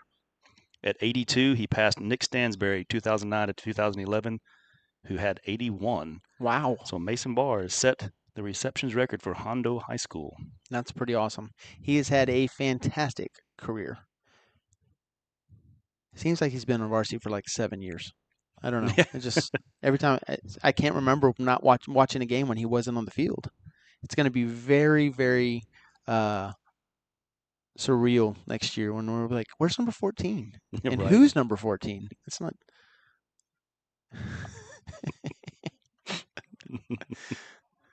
Christy, if that was supposed to be a private conversation, you've got to tell me that. Before I leave the house, when we have that conversation, that you got to say, by the way, this is off the record. You got to give me the air quotes. You did not do that, so I don't think my wife thought that she would be the topic of conversation so much when I started calling games with you, John. Yeah, I wonder if she's going to let you do this next year. You might be.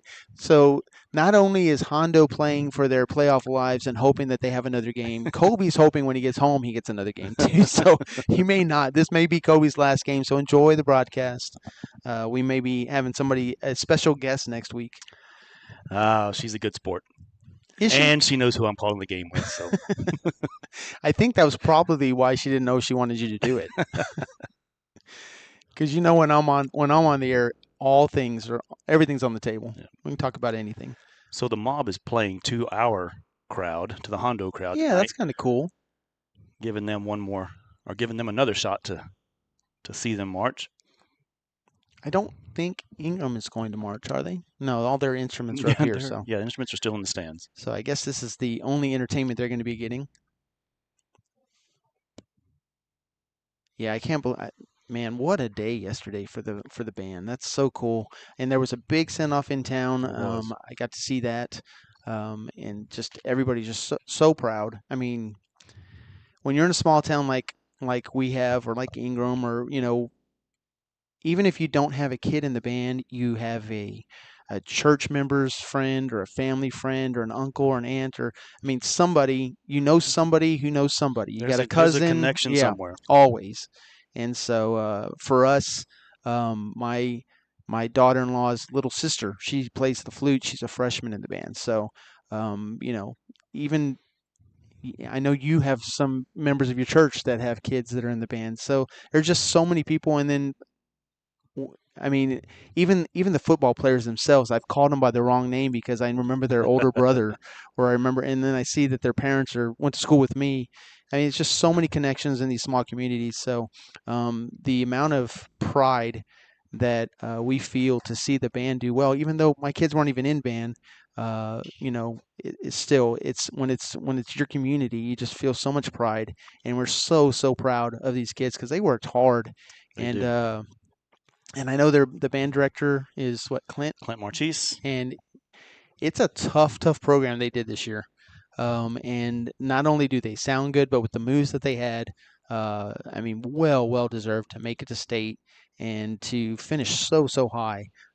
Is just a testimony to how much work they put in. That's right. Uh, when we go visit, I don't live in Hondo. I live out in the country, but when we go to town and I go visit my son, he lives just a few blocks from the high school. I mean, late at night, starting in the summer, you could hear the band practicing, Yeah. and I'm talking late. I remember Rachel would be taking lunch and taking food up to the high school at 9 o'clock. Yep. Because they're practicing late into the night, and I don't know that everybody understands how many hours a marching band puts in. I mean, they start their 2-a-days. They're early in the summer, just like football players do, and it's just a lot of time. Like I said, my oldest son Parker, he's a band director up in the Metroplex area, and just the time they put in. well, His and what you don't realize is the people that are behind the scenes too. Oh, you So bet. you've got the middle schoolers that are called like the Smurfs, Smurfs. right? Yep. And they're all helping with the band, and then you've got the parents. The parents is huge. Christy, I didn't see when our kids and our boys went to our kids went to school together. When our kids were in band, and my son was too. Christy was up at the high school A all lot. kind of hours, sewing uniforms, um, washing them, pressing them, getting them wherever they needed to be, making sure everything was loaded for a band contest. Um, She was the uniform mom and did a fantastic yeah, job. Kobe and I hung out all the time because his wife was gone. I don't know where she. I was like, where is she at the high school? Where is she at the high school? So I mean, yeah, I'm sure Christy is enjoying a book right now and enjoying that she doesn't have to do that anymore. But she put in her time, She did. and I She know she did. wasn't the only one. I know there Uh, were some other moms too. but But yeah, but there's a but behind the scenes, the you amount you of mentioned you parents. mentioned the parents, and it's huge. Um, Hondo does not have their props tonight with their Oh yeah, the ones that they put out on the field. You're yeah, but right. I mean, between the Smurfs and the parents, you have to have so many parents to buy in, to get that equipment loaded, unloaded, on the field, off the field, especially at competitions. You know, you're timed. You got a couple minutes to get it out there, and you got to get it off immediately. It's impressive. Well, we have a really nice audience online. We can see we've already had over 2,400 views. There are a lot of people listening from all over the place. And feel free, you know what? They didn't say we can do shout outs. So That's if you right. are out there somewhere watching this game, maybe you're not at home, maybe you're having to work, maybe you're business traveling, something, maybe you're on a ship out in the middle of the ocean. I wish Uh, I was. like the Lawrences were not too long ago, and I actually was like, "Do we need to send somebody to save you?" He's like, "No, we're on a cruise ship. We're okay." I was like, "All right." So hey, wherever you're at, let us know, and Yeah. maybe we'll give you a shout out. We got plenty of time. Cause Comment on Facebook or send us a text message. yeah, exactly. And if you don't have Kobe's number, let me give it to you. It's too. Okay, I won't say it. Yeah.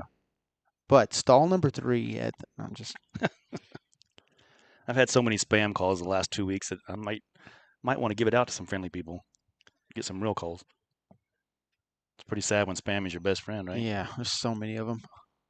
And now that they use local numbers to try to throw you off, it's like, come on. One of these days, I'm just going to pick up the phone and be like, no, I don't want to talk to you. And then it's going to be like my grandma. I'm like, oh, sorry, grandma. Big plans for Thanksgiving this year? Any traveling, or are the kids coming down to see you? Kids are coming in. Parker's coming in. Luckily, Preston is local now. But yeah, just going to see family. Just have a nice week off from work.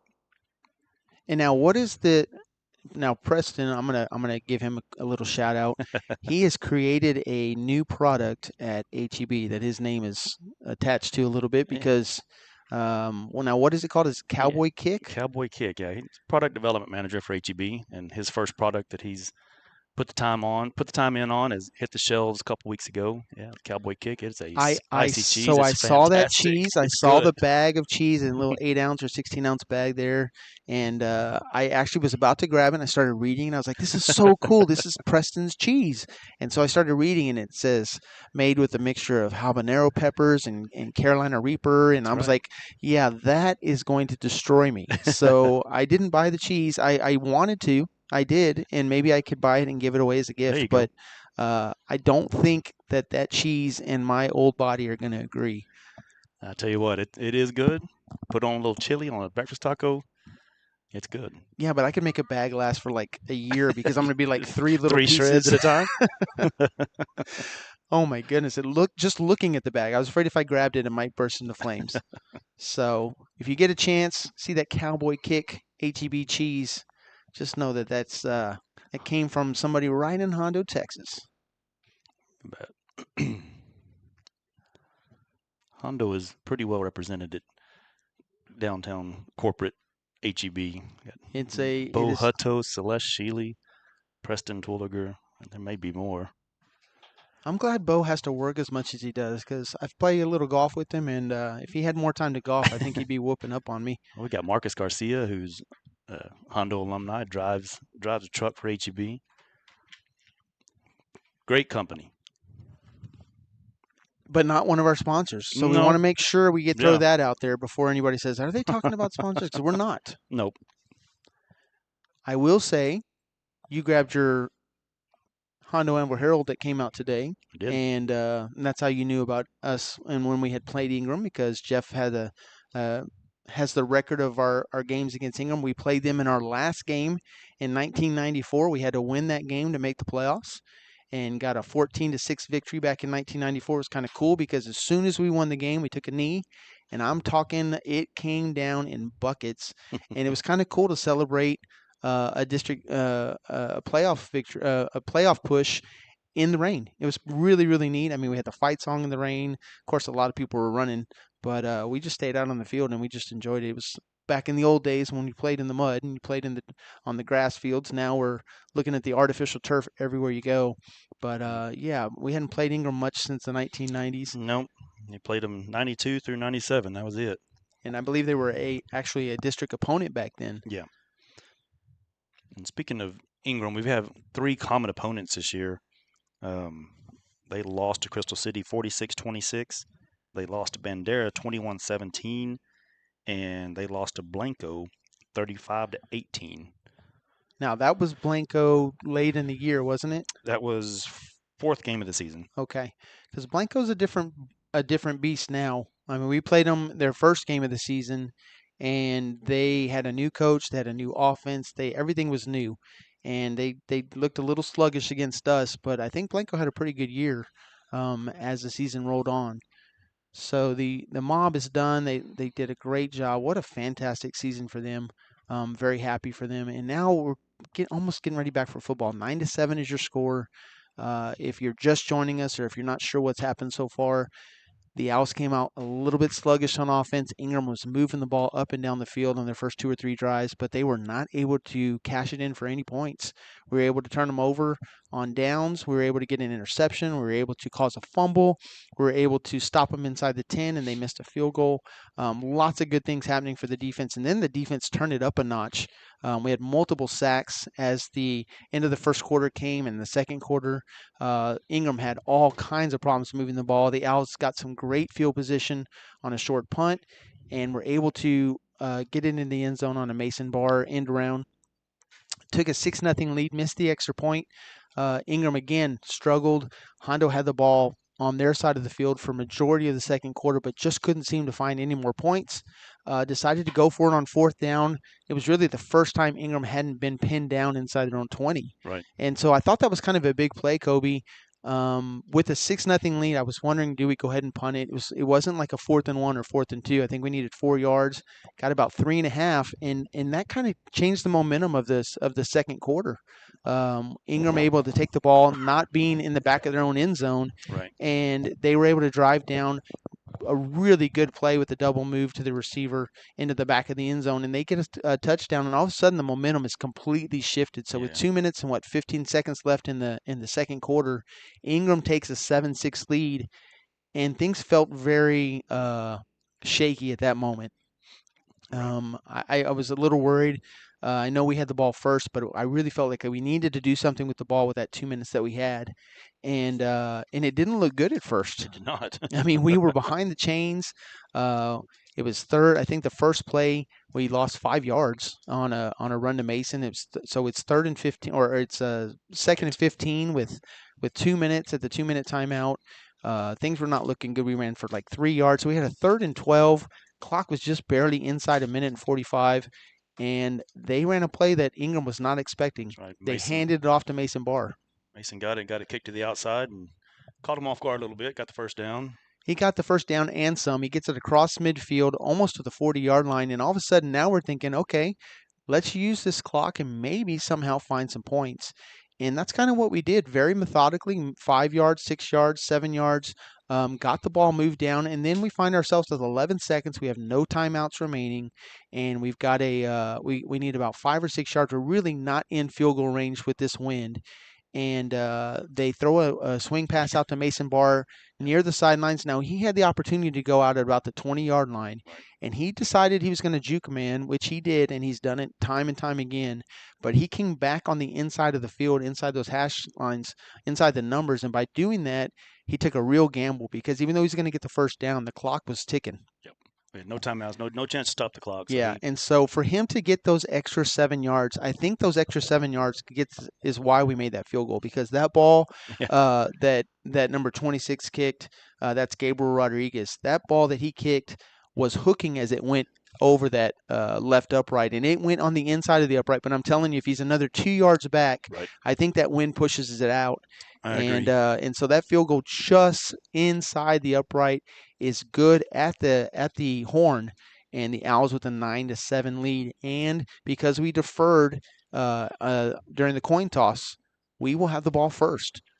So very exciting times. 9-7 is our score. If you were expecting a lot of fireworks and a high-scoring game, well, then surprise, surprise, it's not. So, but it could change quick. You bet. It could change in the blink of an eye. Got a chance to come out the second half, get the ball, kind of establish the offense a little bit, move down the field, hopefully get another score on the board, put a little more pressure on Ingram, and then let our defense work. Well, I'm excited to see what happens in the second half. I was going to see if anybody texted us for a shout out. Shout out to Trey. Just got home from Toyota, working at the dealership. Actually, he works over here at the plant, the Toyota plant. That's right. Sorry, Trey, my bad. And him and Carrie are watching at home. Thank you guys so much. You got anybody who's reaching out to you? I do. Got a shout out to Esther and Albert Morales, tuning in, watching the game, watching the band perform. Good to hear from them. Albert is a good dude. He is. Oh, so's Esther. Yeah, she is. I'm just kidding. She's not a good dude. She's a good girl. They are good people. Yes, they are. They really are. She is so talented with all the stuff that she makes. And, she is. And you know what? He's got some talent too. If you've ever seen some of the stuff he's made, he was making some. What is it? With the bean bags. Oh, the cornhole. Cornhole. He was making some cornhole boards one time when I went over to his place, and man, they were amazing. He was burning names into it. Yeah. I was like, wow. Yeah. And I think he just watched on like some YouTube videos to learn how to do it too. And If you've ever been in their backyard, he's got so much stuff that he's built back there. It's crazy. So Again, not a sponsor, but reach out to them for your event. and she makes some pretty cool mums Yeah, too. good But mums. you got to get on her list early. Decorate for your wedding, for your quinceañera, Yes, for birthday, whatever you want. She does a lot of that. You're right. Yeah, you're not going to walk up to Esther a week before homecoming and be like, "Hey, can you make me a mom?" She's like, No, get in "Yeah, line. I've had people on my list for 6 months." And not just Hondo. Yeah, I actually called her last week to start making one for my granddaughter. She's 6 months old. You know, just so we could get on that 2038 list. So 9-7 is your score. Owls with the lead. Shout out to my dad, Skip Tulliger, tuning in here in San Antonio. I know Leonard Cruz, the old kicker for the actually, Owls, is listened to. Yeah. Is he in San Antonio or is he already out at the I would say river? he may be out of town. Yeah.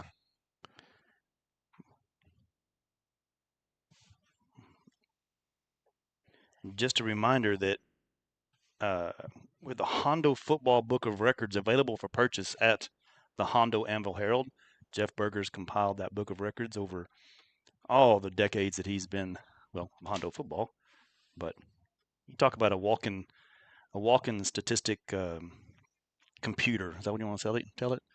Ask Jeff, hey, what happened on third down, this game, this date, this stadium, and he'll tell you.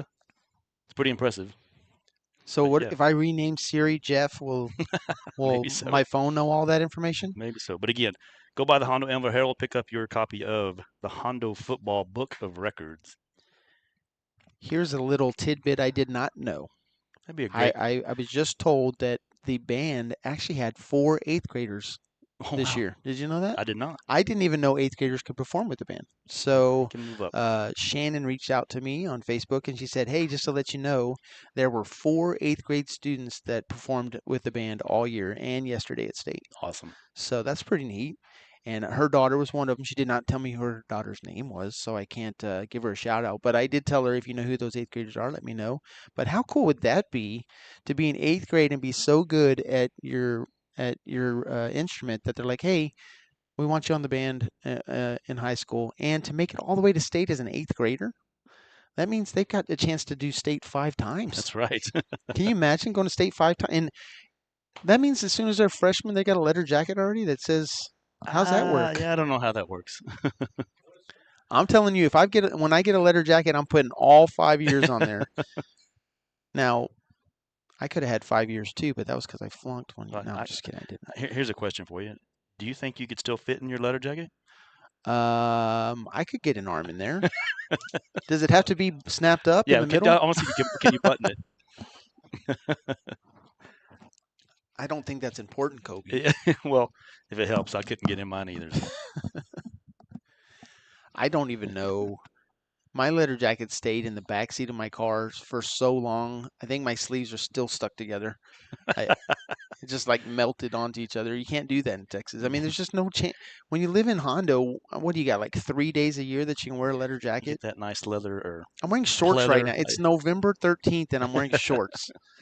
And I didn't bring a jacket. I mean, just there's not.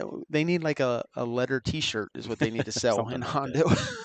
Give a shout out to Dr. Matt Windrow tuning in tonight on YouTube, listening to the game. Appreciate that. 9-7's our score. We're just a couple moments away.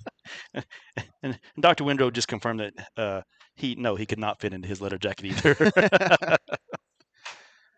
I also want to give a shout out to the Lady Owls varsity basketball team. They beat Ingram tonight 48-17. Ugh, that is a drubbing. Played who? They played Ingram. Ingram, okay. Yep. So the girls did their part. Now it's time for the guys to do theirs. I'll take that score here tonight. 48-17. It's a long way to go. Second half. Could happen. Yeah, could happen.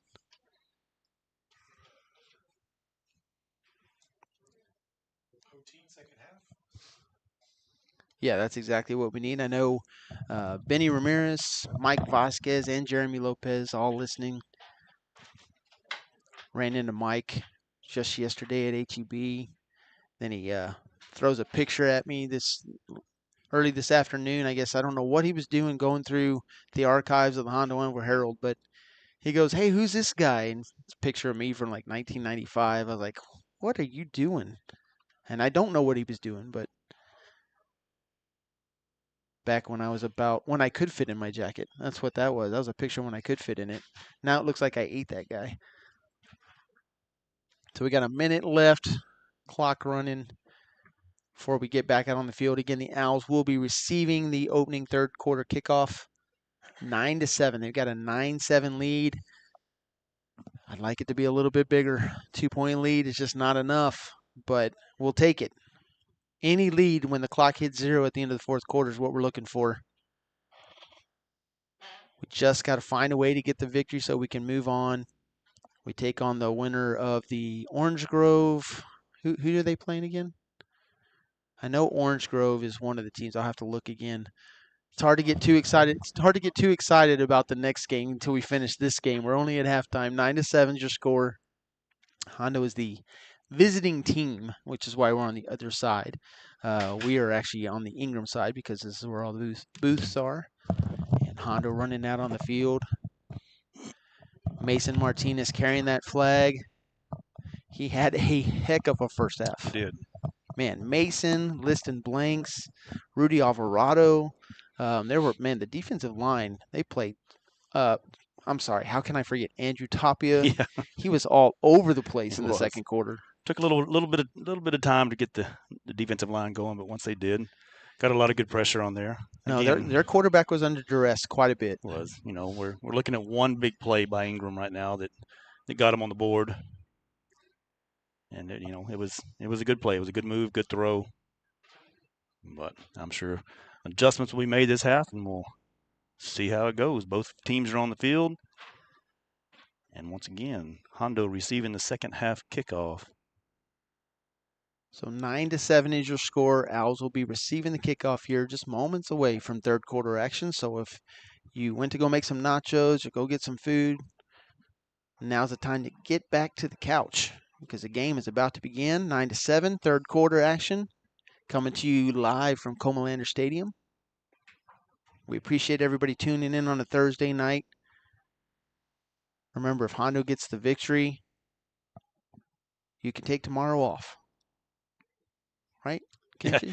Did you ever get that confirmed with Should I Miss text Modest? Rosemary? Rosemary, if you're listening, can Kobe have tomorrow off if we get the victory? Christy will come in, but Kobe just like the day off, and he's working hard tonight. Yeah, I don't see that happening. I'm waiting for it to come up. She has my number. We'll see if she sends me that text. Yeah, but I wouldn't get your hopes up. So here we go. Ingram getting ready to kick. Back deep, number 13, Leighton Pope, and number 2, Caleb Coronado.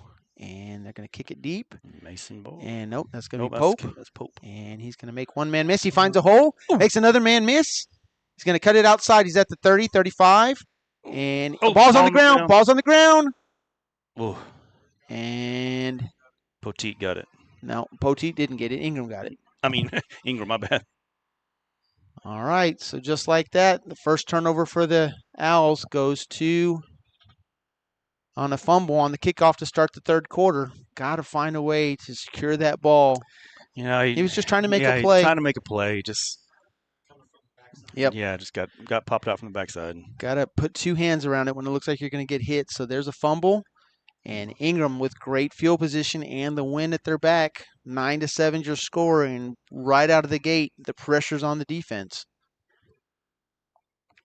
So 1st and 10 for the Ingram Warriors. That's a first turnover for the Hondo Owls. 2 already by Ingram. And on 1st and 10, they're going to hand it off, and he's going to be met in the hole and going to go down at about the 37-yard line. We'll give him 2 yards. 2nd down and 8. Tackled by Andrew Tapia and Liston Blanks. So 2nd down and 8. They do sometimes go quick snap here, and they do get set pretty fast. 2 receivers to the left, 1 to the right. They do have a wingback on the right side looking for the quick pass, and they find number 4, and he makes a man miss, and then he's going to go down at about the 25. Mason Barr finishes it up. The first tackle, first contact was by number 7. That's Kate Alvoy. So 1st and 10 at the 24. Ingram driving. Not how we were looking to start the third quarter. We're going to have to find a way to get a stop here. 9-7 is the lead. 3 receivers to the far side, 2 to the short side. There's some pressure on the quarterback. He's able to get rid of it and go out of bounds at the 21-yard line. A gain of 3. A.J. Knight on the coverage.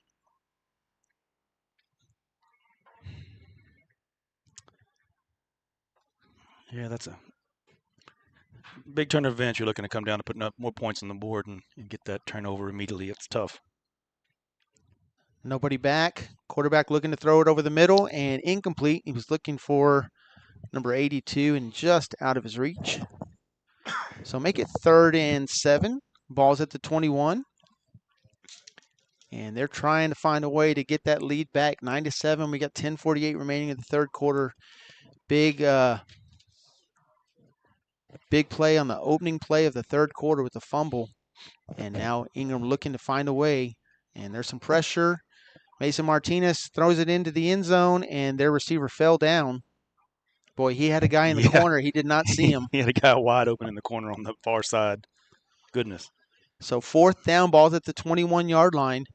Good pursuit by Mason Martinez to make the quarterback have to throw that a little quicker than he wanted to. If he just has a couple extra seconds, he probably sees he has someone in the wide open in the corner. And it looks like they're going to bring the field goal unit out on 4th down and 7. And they're bringing it out kind of late, so they're going to have to get it set up pretty quickly. 38-yard field goal with the wind. Don't fall for the fake. There's a high snap. He gets his foot into it, and I think he drilled it. So 10-9. Good field goal there with the wind behind his back. And Ingram takes the lead 10-9, 10:36 remaining in the third quarter. So now, all right, time to reset. Here we go. Regroup. We've got the ball again. Going to have to hold on to it so we can get our offense out there. We're going into the wind. This is an important quarter. We don't want to fall behind by much more than we are. 1 point's fine. You want to? I love that we've got the win to finish the game. Yes. So 10-9 is your score. A lot of folks tuning in today on a Thursday night. Playoff action. 10-9 is your score. Ingram has the lead. 2 turnovers by Ingram, 1 by Hondo. That one was costly. That one cost us 3 points. It did. Good job by the defense, though. Just holding them to that 3, though. That's big. I agree. Anybody's game, lots of time left. Third quarter, 10:36 remaining. Leighton Pope back deep with Caleb Coronado. Chance for to make some amends right here. Let's make a good return, get good field position. And they're going to go with the pooch kick. And Mason's going to take it to 27. He's going to go down at about the 33.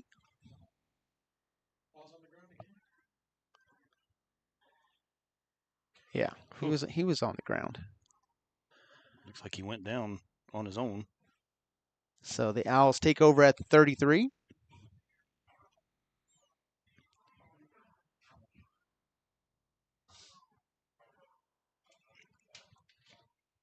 And waiting for the ball to be placed. The Owls will come out on offense. First play on offense here in the second half. 10-9 is your score. Owls down by 1. First drive here in the third quarter. We're at Comalander Stadium. I keep saying it wrong. Such a weird word. Comalander Stadium.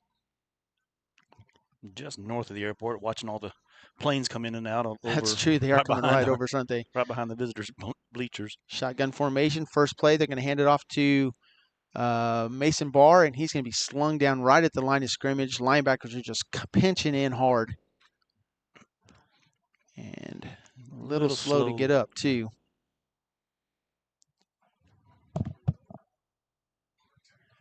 So he's gonna walk off under his own power, but he's gonna have to sit out at least one play. They'll give him 1 on that run, and the ball's at the 34. So 2nd down and 9 as Mason walks to the sidelines. Looks like Joey Pimentel's gonna come in. So 2nd down and 9, ball's at the 34. we can get a hole open. Joby's a good strong runner. Yeah, he usually hits that hole pretty hard He too. does. Ingram is loading the box again. They got 5 guys on the line. Linebackers are 6 of them now. And high snap, and they're going to try to run outside, and no room. There's nothing happening over there. Maybe a loss of 1, maybe a loss of 2. So make it 3rd and 11. Run game is just having no luck right now.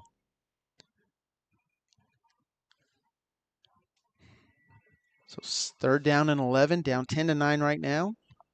Looking for a play, need a spark. Defense for Ingram is playing really tight, really fast, and they're clogging the lanes up right in the middle of the field. So on 3rd and 11, 3 receivers to the short side, 1 to the wide side. And there's the snap, looking to throw. Gonna have to get rid of it. He's under a lot of pressure, and he throws it to nobody. There's nobody there, almost intercepted. And on 4th down, the Owls going to have to find a way. Going to have to punt here. Don't need to come out sluggish, and that is exactly what we're doing. And if we're not careful, we're going to find ourselves down in a hole that we may find it very difficult to get out of. That's right. Yeah, I think that opening kickoff fumble just kind of took the air out of it a little bit, and got to figure out how to get it back. And they just got to overcome. We've seen them do it this year several times. We know they're capable. And unfortunately, we moved. And so that's going to make us go 5 yards back, and that wind is not let down at all. So we're going the wrong direction, and we're kicking into a pretty stout wind. Ingram's looking at getting some very good field position here. 10-9 is your score. And after this punt, probably going to have the ball somewhere around midfield, unless Mason can pull a rabbit out of the hat again. They send 2 guys back. Wow, they send a guy all the way back to the 30. I just don't think that's going to happen. High snap, gets his foot into it, and it's going to be taken at about the 45. He's all the way up to the 40, and good return up to the 41-yard line. So inside Hondo Owl territory is where Ingram will start at the 41, make it the 42. Putting a lot of pressure on our defense right here. We'll see if we can bend but not break again, get the ball back. Don't let them get in the end zone. It was a pretty good punt, but a return of 13 yards gets it across midfield and into Owl territory. And now the defense has their hands full because they've got to try to find and make a stop. It's 10-9. The game is anybody's game right now, but Ingram has all the momentum to start this 3rd quarter. So with 2 receivers to the far side, 1 to the right. That's a hold. Sure looked like it. And there's some pressure, and he's going to throw it away. Good pressure by A.J. Knight and by Liston Blanks on the quarterback. And 2nd down and 10. Not a lot of flags in this game. No. A couple false starts by both teams. I think there was an offsides earlier on the Owls, but really it's been a very clean game. So 5 receivers, empty backfield again for the quarterback. And a little bit of pressure. Looked like they might have hit his hand, but he able to complete it. And big hit on number 1. Holds on to the ball, though.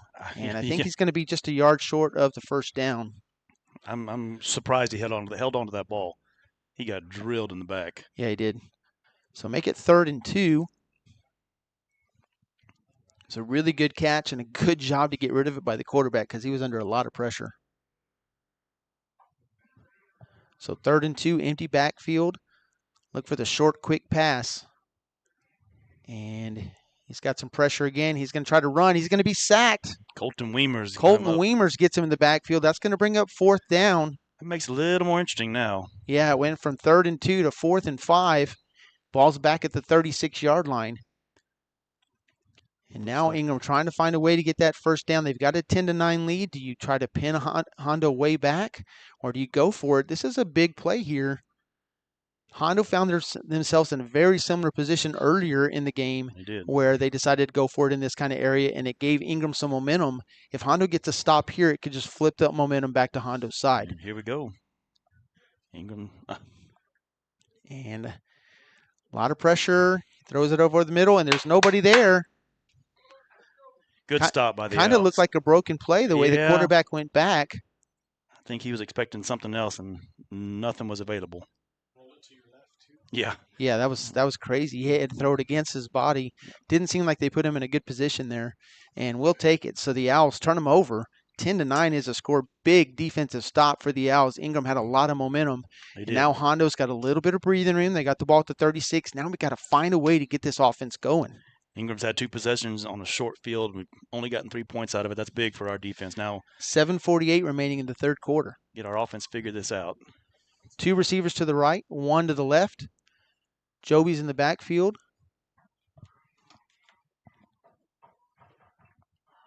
There's a snap. They're going to fake the handoff, going to throw it. And there we go. There's a nice completion to number 7. He gets it all the way out to the 44-yard line, a gain of 8 on first down. Nice play, nice catch by Alvoy. Alvarez put it right on the money. Yeah, they were playing off of him, and they found it. Mason comes back in. Good to see him back out. Got nobody on him right now. There he goes. 2nd down and 2. There's a snap. Hand it off to Mason. He finds a little bit of room. He's going to get the first down before he gets pushed back. I think he got the first down. Yep, first down. So they'll put it at the 46-yard line. Got just enough for the first down. So the chains move. 1st and 10 for the Owls.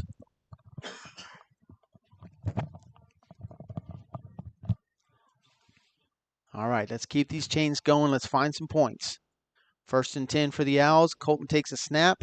Looking to throw it again. It's not there. Almost. Under and over coverage. That is a tough place to be trying to throw it.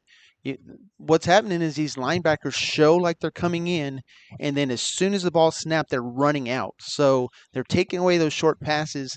What you might be looking for when they're going to do that is look for the slant. Yeah. If they're going to be running out, you come inside of them. So 2nd down and 10 after the incompletion. 2 receivers to the left, 1 to the right. And quarterback keeper this time. He's got some room. He's going to get out to the 50. Nice Good cuts. move inside the 45. Almost enough for the first down. Let's see where they mark him. I think they got it. There we go. He's calling it a first down. A gain of 10. A really good run there by Colton Alvarez. Yeah. Made a good cut. Looked like he was going to run out wide. Planted that foot and went up the field. Ingram had 3 guys pulling out this way, had him stopped, and he just made a great cut back. Just enough for the first down. Flip and field position, if nothing else right now. This is a good job. There's snap it. There's 12 guys on the field. All right, and the coach for Ingram was worried about it, so he took a timeout. So the Owls have 2 back-to-back first downs. Changed in field position. We're inside Ingram territory. 10-9 is your score. 6:20 remaining here in the third quarter. Thank you guys for tuning in. We have a huge crowd listening to us on a Thursday night. Let us know where you're at. We got already 3,600 people who've been watching this, and wherever you might be, we'd love to give you a shout out if we can. 10-9 is your score. We're here in Northeast San Antonio, right near the airport, watching the planes fly over. And we are enjoying a fantastic ball game. 10-9 is your score. Ingram is on top, but not for long. The Owls are driving and hopefully going to take this lead here real quick. 6:20 remaining in the third quarter. And after the early fumble here to start the second half, the Owls defense came up big, and now the Owls offense is looking strong as they move into the breeze here in the third quarter. A couple first downs. We got the ball at the 44, 1st and 10. Got a little momentum going here. Got to keep it going. So after the Ingram timeout, 1st and 10 for the Owls. Colton Alvarez, Mason Barr, the 2 seniors in the backfield. Colton Weimer's in motion, and they're going to hand it off to Mason, who makes a good cut, and then he's hit hard by a linebacker right at the line of scrimmage.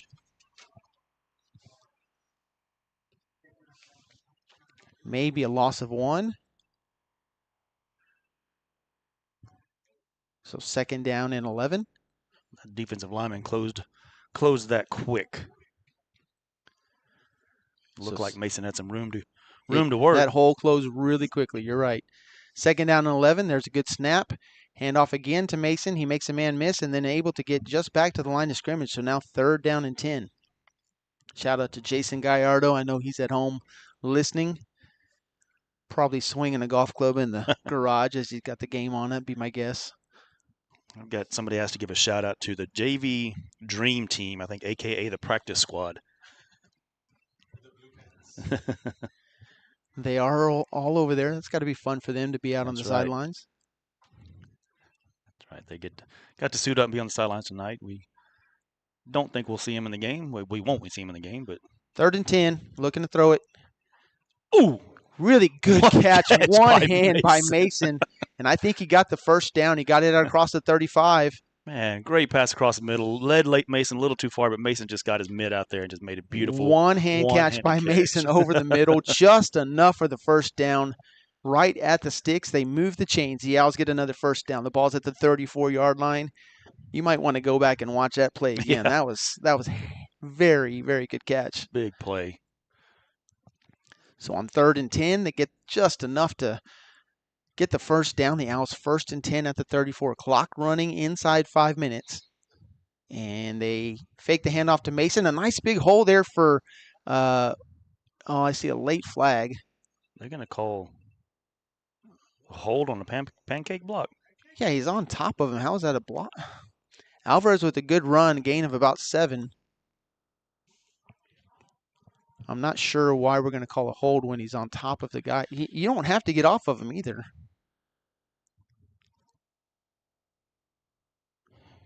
Waiting for the call. It was on the backside of the play, way away from the play. Yeah, it was like nowhere near. Looked like our offensive lineman just pancaked their player, which I'm not sure what they're looking at. Well, we're still waiting.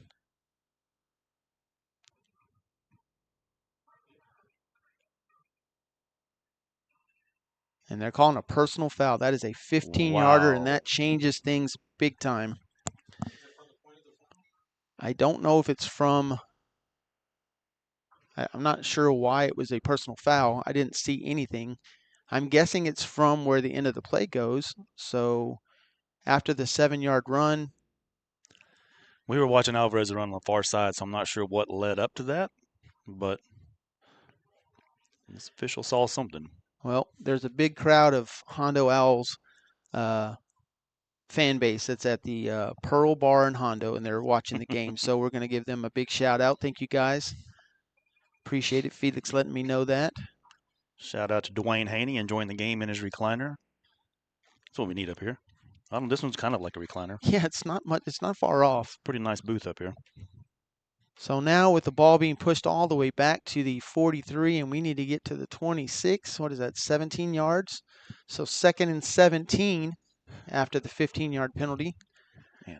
And that definitely changes the outcome of this drive. I mean, the outlook. 2nd to 2nd and 17 is tough. So that's the first big penalty. Honestly, there's been a few 5-yard penalties here and there, but nothing like that. And so the first 15-yarder goes against the Owls, and it wasn't even close to being a part of the play, which is really sad. So shotgun formation for Colton. Takes the snap. He's looking to throw, and he's going to throw that same play, and probably a good thing that Mason didn't catch that one. That might hurt.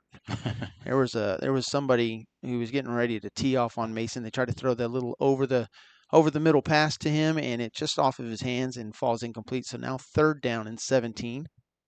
Or did they change it to 1st? Okay. Oh, they had 2nd over there. Well,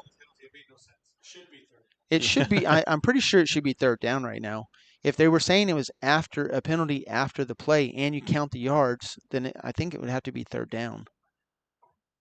I think they're discussing that right now. Oh, they still have the 2nd down marker over there. They do. But it said 2nd down on the last play, too. It did. If it was a dead ball after the play, and it had to have been because they took the play, it wasn't 1st and 25. They took the yardage off of where the play was, and it would be 3rd down right now. And it looks like the refs are about as confused as we are. So we're just waiting for them to make a decision. We believe it is 3rd down and actually 19 is what they're saying on the scoreboard. So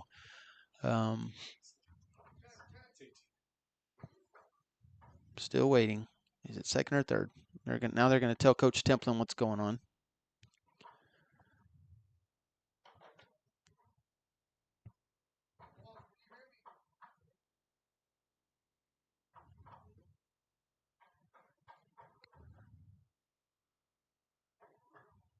Whatever they're saying, Coach Templin doesn't agree with it.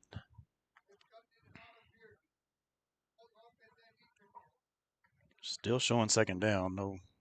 Okay. Haven't changed it. I'm not sure.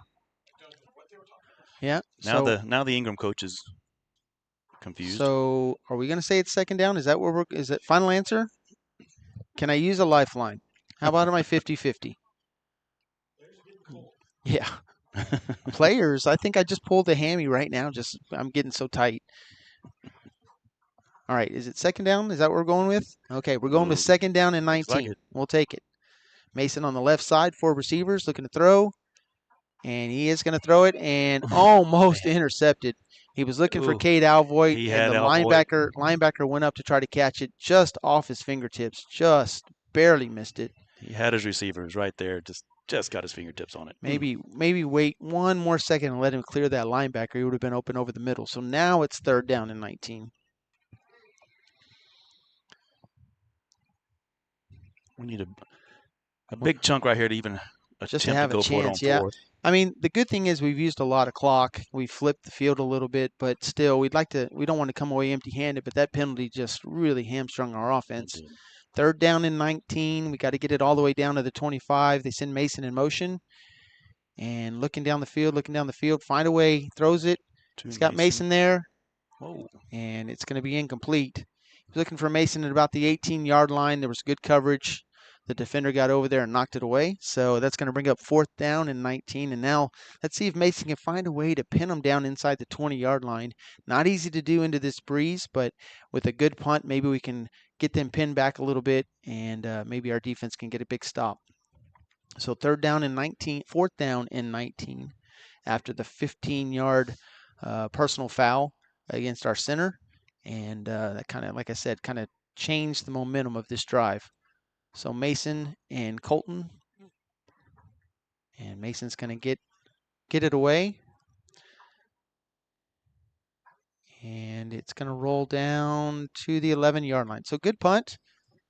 Nobody back. So that's where Ingram will start at their 11 with 4 minutes and 11 seconds, 10-9. We've got quite the crowd now joining us. I think friends are calling friends. And, hey, you got to tune into the game. It's 10-9 right now. Fantastic game going right now between Ingram and Hondo. Hondo defense has been very, very stout, and they're going to need another big stop right now. 10-9 is your score. Defense has another chance to keep this field flipped in our favor right here if we can get a quick 3 and out, get the ball back, and have some pretty good field position.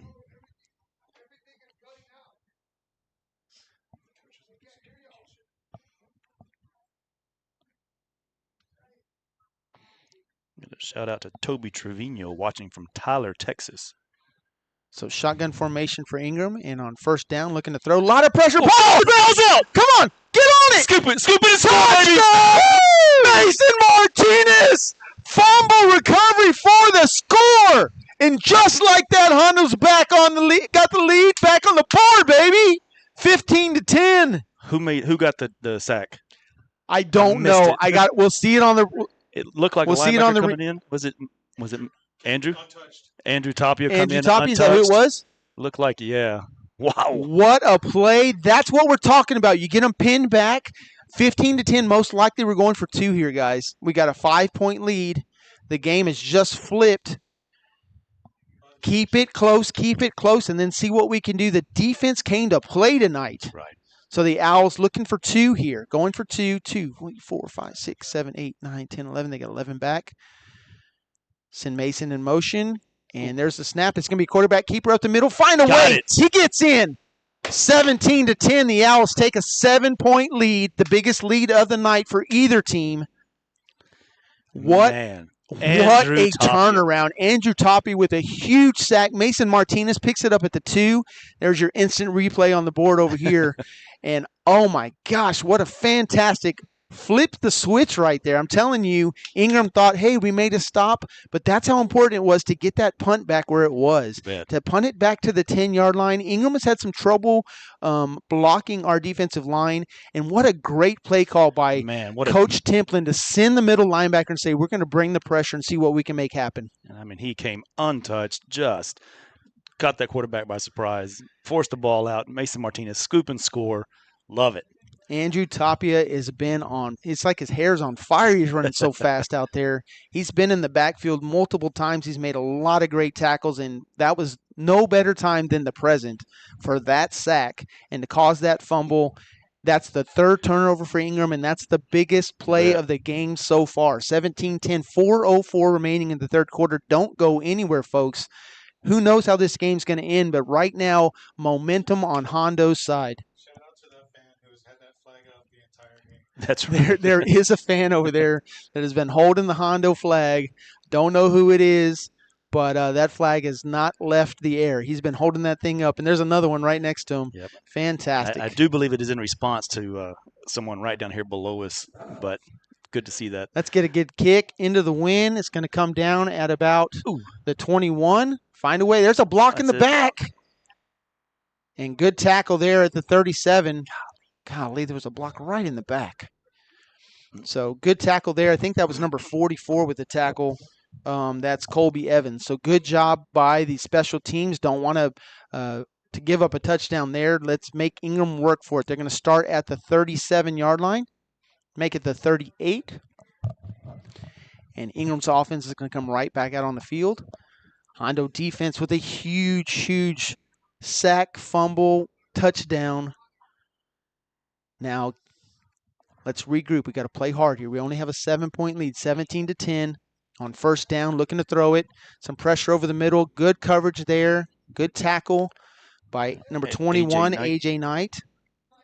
A short pass completion of about 4 yards, maybe 5. And they're going to come. They're going to come quick. They're going to hurry up. Let's create another turnover. Come on, 5 receivers, empty backfield. And gets rid of it, finds number 4, and he makes a man miss, and he's going to get tackled at about the 35-yard line. Pressure almost got to the quarterback, got the ball out just at the last second. Yeah, Andrew Tapia with the pressure. So 1st and 10 for Ingram. They've got it all the way down now to the 35. The passing game's working pretty good right now. They've got the wind at their back for another 3 minutes and 22 seconds. They're trying to find a way to tie this game. 17-10, the Owls have a 7-point lead. And here comes the pressure again. He's looking to throw it, and he's going to get hit as the ball's in the air. Yep. And that's going to be incomplete. Went on double move again, just didn't work out that time. Our DB, Alvoit, stayed with him a lot closer that time. Made that pass a lot harder, and there was good pressure on the quarterback too. 2nd down and 10, balls at the 35. A lot of pressure on that quarterback. He's going to have to navigate it because the defense is coming.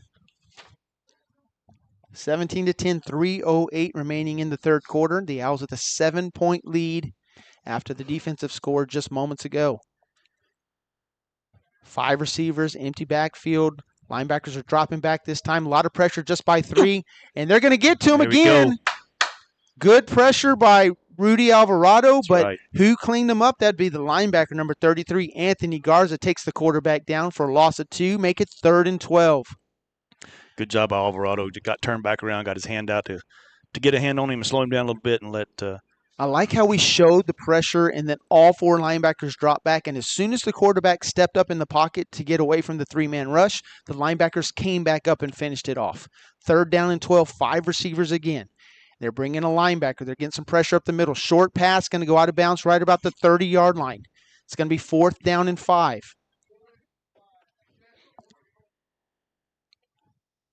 Jaden Moats on the coverage.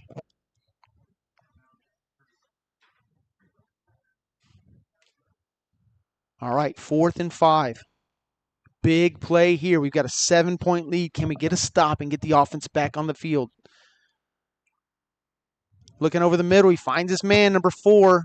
He gets the 1st down.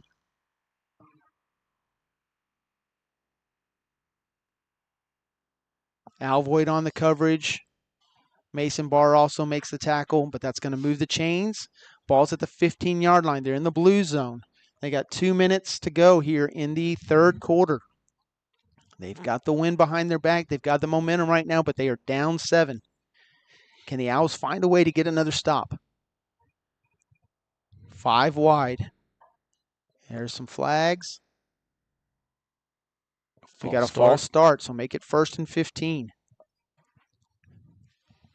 1:58 remaining in the third quarter.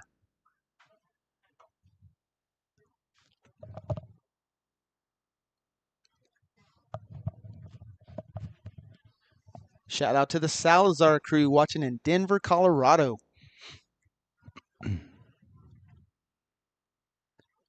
So 1st and 15 from the 20-yard line. Come on, Hondo defense. Find a way. 5 receivers. Nobody back. The ball's going in the air. He rolls out. He's wide open in the back end zone. Touchdown.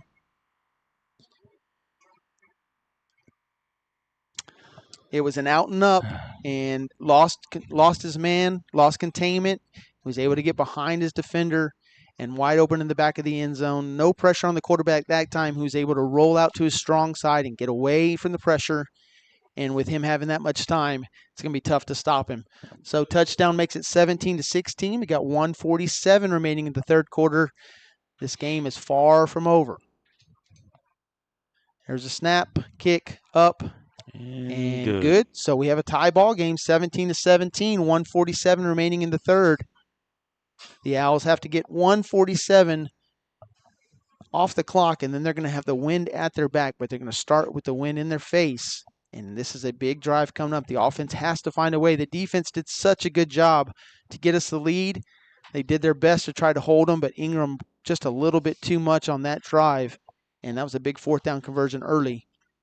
So now a tie game, 17-17. 1:47 remaining, third quarter. Thank you guys for tuning in wherever you might be. Plan on staying up late. This game could go overtime. You never know. It's just by district, but it's a big one for both teams. Co-champions of the district, the Hondo Owls. Ingram was runner-up in their district. So 2 very good teams here, battling it out, trying to advance. Llano was up 49-6 on Poteet in the fourth quarter. Kind of think we saw that coming. So waiting for the kick. And puts his foot into it. Nice deep kick all the way down to the 8-yard line. Leighton Pope going to try to bring it out. And he finds a little room. He's going to go out wide. He's going the wrong direction. Get up the field. Hold on to the ball, please. And all the way up to the 28-yard line. Yeah. No, not the ball. So the Owls will start at the 20. Are they going to say the 29 or the 28? Just waiting to see where they're going to put it. And the offense will come out. 1:36 remaining here in the third quarter. They are going to give them the 29-yard line. So into the breeze. Offense needs to find a way. They've been a little bit sluggish this game, just not finding the holes that we're used to seeing. This run game averages well over 250 yards a game. Not today. No, not today. Ingram has done a really good job against the run. We've had a few good runs, but a lot of 1 yard, 2 yard, and even right at the line of scrimmage. So we're looking for the big home run, and Mason's definitely capable of doing it. So is Colton. So on first down, going to throw it. There's the slant. Kyron Rodriguez, number 3. Great catch by Kyron. Ball a little behind him. There's a really good catch across midfield, and we were just talking about that. Remember I said that the linebackers keep running out and taking away that 5-yard out? I thought the slant might be there.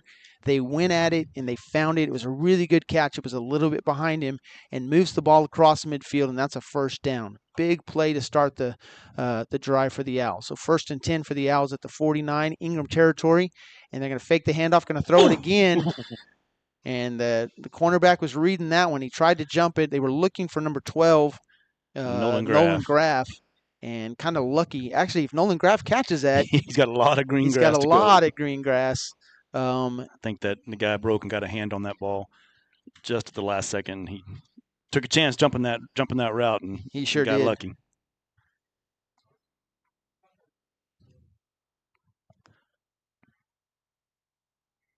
Second down and 10, shotgun formation, 2 receivers to the right, 1 to the left. Fake the handoff, quarterback keeper. He's trying to go outside. He's going to get it across midfield to about the 48.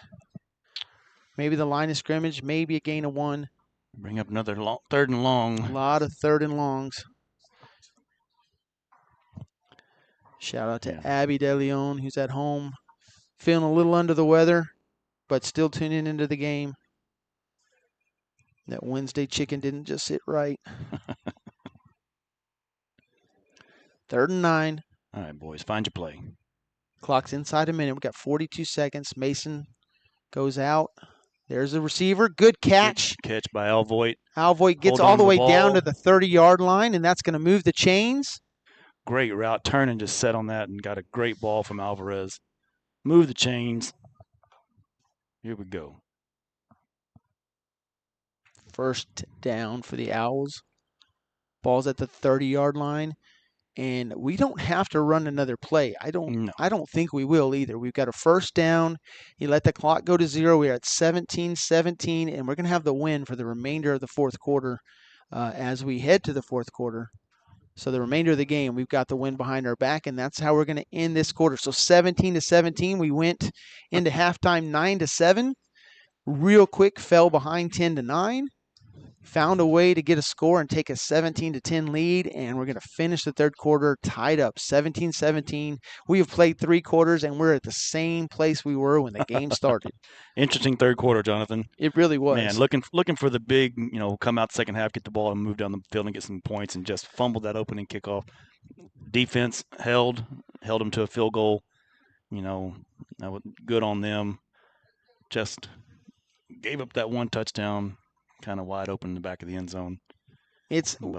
Their quarterback is very, very capable if he's given time. He is. Of finding his receivers. They keep moving until they hear a whistle, and it's tough to cover somebody for 4, 5, 6 seconds, especially when they've got 5 receivers running all over the place. I'm telling you, this is like backyard ball when you just play 2-touch or whatever in your backyard. Everybody goes for passes. There's never a running play, and that's kind of what they're doing. They're not putting anybody in the back. Their running game is not going to happen. Yep.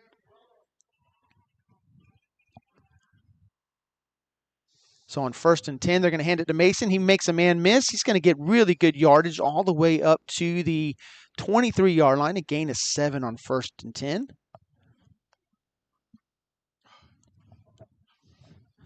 And I was just told that the guy holding the flag is, what did they say? Mr. Garza, owner of Garza's Aqua Frescas. There you go. So. Yeah, there was 2 flags up, but I know he's one of them.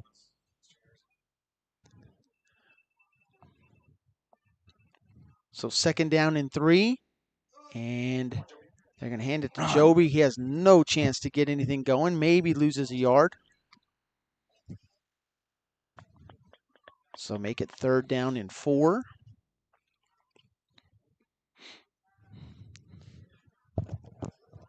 Got to believe we're in 4-down territory right here. I would think so, too. Clock's running. We're inside 11 minutes now. Like him to have a little room to hit that hole a little harder. Yeah. So 3rd down and 4 from the 24-yard line. And they're going to fake the handoff, keep it. He's going to get the first down across the 20 into the blue zone. 1st and 10 for the Owls. Ball's going to be placed at the 18-yard line. Good patience by Alvarez right there. Held that ball in Joby's gut quite a while, pulled it back. Took a little bit of time and found the hole and got the first down. I agree. He let the play develop, and then he hit it hard when he did run up there. He didn't tiptoe in there. He went forward and made sure he fell forward. 1st and 10 for the Owls. Ball's at the 18-yard line. We're at 10.5 minutes remaining in the fourth quarter in a tie ball game, 17-17. Pimentel in the backfield, and he's going to be the lead blocker, and unfortunately, that's going to be a loss of a yard. A lot of pressure there, pushing our tight end into the backfield, and that hole closed quickly. So 2nd down and 11. Keeping Pimentel in there. I don't see Mason right now. Didn't see him go off with an injury. Just looks like they brought some different personnel in. I don't see him at wide receiver either, is he? No, I see him standing on the Okay. sideline. So second Catching his down and breath. 11. Ball's at the 20. And faking the handoff, looking to throw it over the There middle. it is. Oh, just misses the tight end, number 33. If he waits one extra second and leads him over the right shoulder, but he threw it over the backside shoulder. Same play they ran earlier in the game, and they've had it both times. Man. Just led him to the middle of the goalpost. Just was not looking over the right shoulder. Oh, could have been 6 points.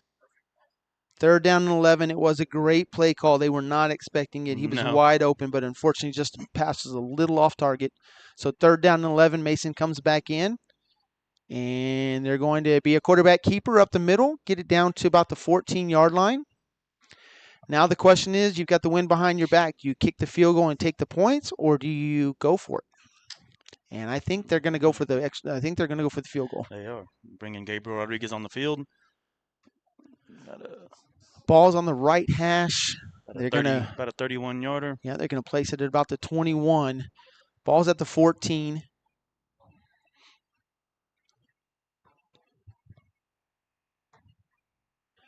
And so let's see what we can do. High snap, gets it down, kick gets into it. Right down the mid. No! Was it outside? Wow. Is that wide right? It had to be. It looked like it was good from here. High snap on that, just then threw off timing maybe just a little bit. Golly, that looked good from here. It did. It was plenty long enough. It must have just missed on the outside of the right. We don't have the greatest angle, but it looked really good from here. So just outside right, so 9:08 remaining. We are still tied. And Ingram will have the ball at the 20-yard line.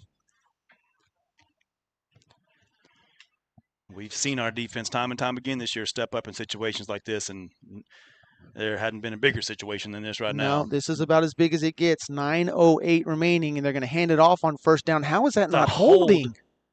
They're holding going to push it off. Going to push them off at the 24-yard line, a gain of 4. I mean, they are just grabbing all kinds of jerseys, and there are no flags to be found. No, the only penalty they've called on an offensive line has been our personal foul that they called the last quarter. Tapia was trying to get to the outside and was having to run sideways, being pulled by the shoulder. Yeah, he was. So second down and 6 after the 4-yard gain. They're going to empty backfield. A lot of pressure. They're going to throw it up over the middle. They find their man. He's wide open, number 3. He's going to be tackled at the 37-yard line. So first and 10. Yeah. Pope has got some cramps going, so I'm going to sub for him. Got freshman Cannon Reef coming in. Cannon Reef coming in at corner. So 5 receivers, 3 to the left, 3 to the right, 2 to the left.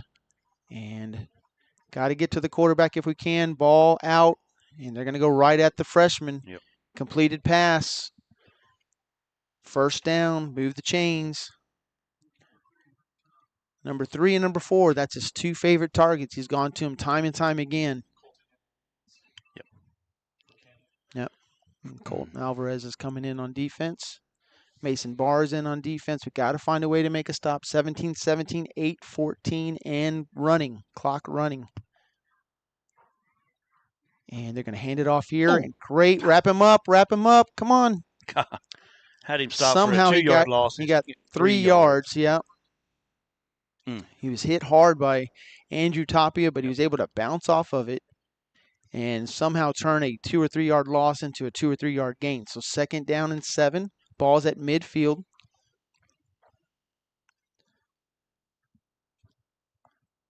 Defense is getting a little bit tired. We got to find a way. Reach back deep. Dig down deep. On second down, they hand it off again. Bounces off Layton. And he's going to be brought down at about the 46. Didn't get to the 45. No.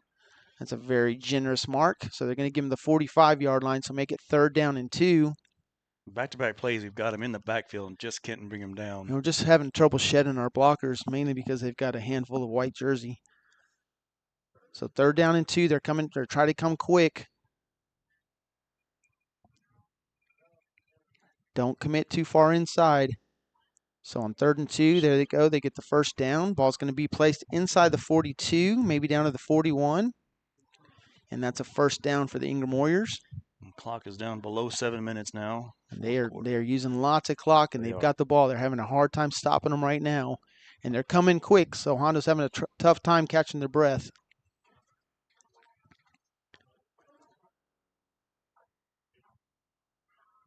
Five receivers. Is this the time they look to go deep? He throws it, and it's going to be incomplete. They throw 2 flags. I didn't see a whole lot of anything there. Defensive pass interference. I think he may have held him on the turn, on the break.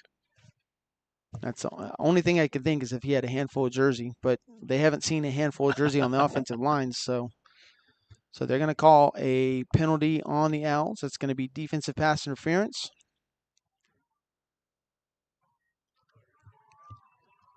And that'll be an automatic first down.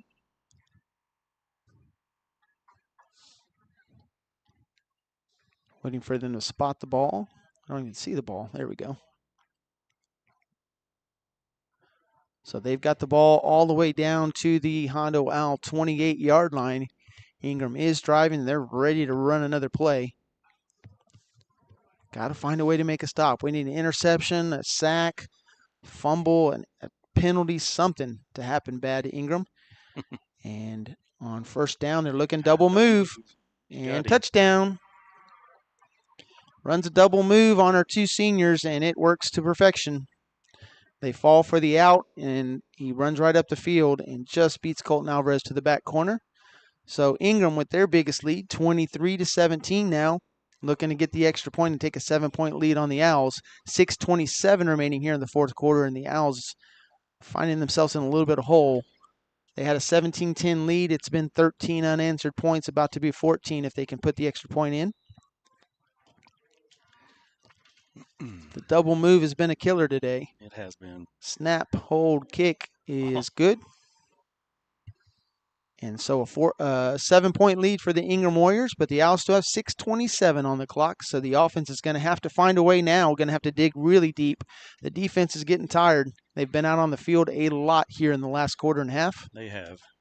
And just haven't been able to stop the double move, and that's 2 touchdowns on the same exact play. And a really well-thrown ball by the quarterback. That's his 3rd passing touchdown. 24-21 is your score. The pass has been something that we've had trouble with all year long. And unfortunately, it's still biting us here in the playoffs. So the good thing is we've got the win at our back. So this kick is going to be tough to get it deep, and we have some great returners back there with Leighton Pope, with Mason Barr. This game could be tied really, really quick. If they kick it to the wrong person, he finds the right seam. We've got some determined seniors back there that are on the kickoff as well, coming in on offense, that are going to do everything they can to get this score back. They are not ready to go home. So here's the kick, high, and taken at the 20 by the freshman. And he's going to get up to about the 28-yard line before he's going to go down. And there's a late flag. I think there was a hit in the back by one of the Ingram players. I really thought I saw an owl fly into the sideline. It might be a blindside block, and if it is, that's 15 yards from the spot, and maybe gives us really good field position. Let's see.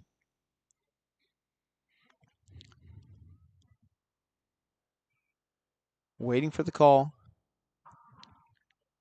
Was it on Hondo? No, I didn't think so. I saw an owl go flying into the sidelines. Yeah, unnecessary roughness. Unnecessary roughness against Ingram. So we'll have the ball at the 44, I believe, because we've got it at the 29 right now. So that's a 15-yard penalty, giving us good field position. We've got 6:21 remaining in the game. We're in the fourth quarter. 24-17 is the score.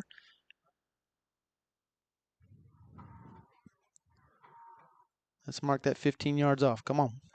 Changing out footballs.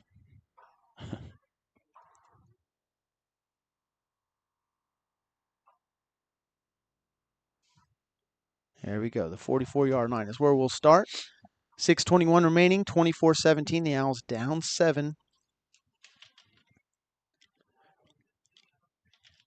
Got to find a way to get some points on the board. All 3 timeouts remaining for the Owls. They've got the wind at their back, but we don't need a field goal. We need a touchdown. On first down, fake the handoff, looking to throw it. Nope. Nobody there except the defender. And just well covered. They were looking for Kyron Rodriguez on first down on the post, and the defender had a better chance of catching that one than our wide receiver did. So second down and 10. We do not have to abandon the run yet. There's plenty of time. 24-17, 6:15 remaining here in the fourth quarter. Down 7. Got to find a way to move the ball. The running game has just been bleh. The passing game has been not much better than that. We've had a couple chances. We missed a wide open tight end in the end zone on our last drive. Then we missed a field goal, and then it just completely changed the momentum. We went from taking a lead or a possibility of taking a lead to being down 7. Ingram definitely has looked to stifle our running game, and we definitely just have not seen our running game that we've seen all year long. Few big plays, but man, it's been tough sledding. 24-17. Second down. They throw it to number 3, and he drops it. Was looking for Kyron Rodriguez, had about a 7-yard gain. That is the 3rd drop ball that I can think of so far in the game that have hit us right in the hands. And we're just a little bit off. We just are not very crisp right now on offense, and that's really hurting us right now. The defense has played really, really well, but our offense has not been very sharp. We're still in this ball game, but we've got to find a way. We're running out of time, and if we don't figure it out soon, it's going to be the last game. 24-17, 6:12 on the clock. 3rd and 10. And they send Tapia in motion. Lots of time. Got to get rid of it. Rolling. It's going to be thrown out of bounds. Nothing coming open. No, and why are we running our left? Why are we rolling our left-handed quarterback to the short side of the field, throwing against his body? That's just, I just don't understand. And to the short side. Right. So you're running him to a side where he doesn't have any room. It just doesn't feel like we're playing to our strengths right now. So Mason Barr goes back to punt, 4th and 10. The defense, 6:06 remaining, is going to have to find one more way to get a stop. It's a big ask for a tired defense, but we've seen them do it. I think they can do it. And the ball's going to go out of bounds at about the 15-yard line. So the Owls defense will find a way. They got to find a way right now. 5:58 remaining. We've got 3 timeouts. We have got to find a way to stop Ingram. They've got a 7-point lead, and if they drive all the way down the field, put any more points up, I think we're going to run out of time.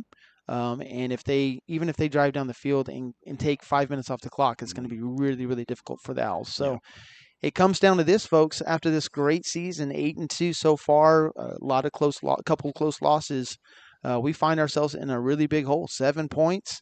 And we need to find a way to make a stop. And right now, the passing game for Ingram has been really good. But do they pass it or do they just try to run it? Let's see what they do. On 1st and 10, they come out with 2 receivers, 1 in the slot. They bring a man in motion, and they're going to hand it off up the middle. And he's not going to get much. Yeah. Wrap him up. Go for that ball. They're punching at it. Rudy Alvarado getting his swings in at that ball.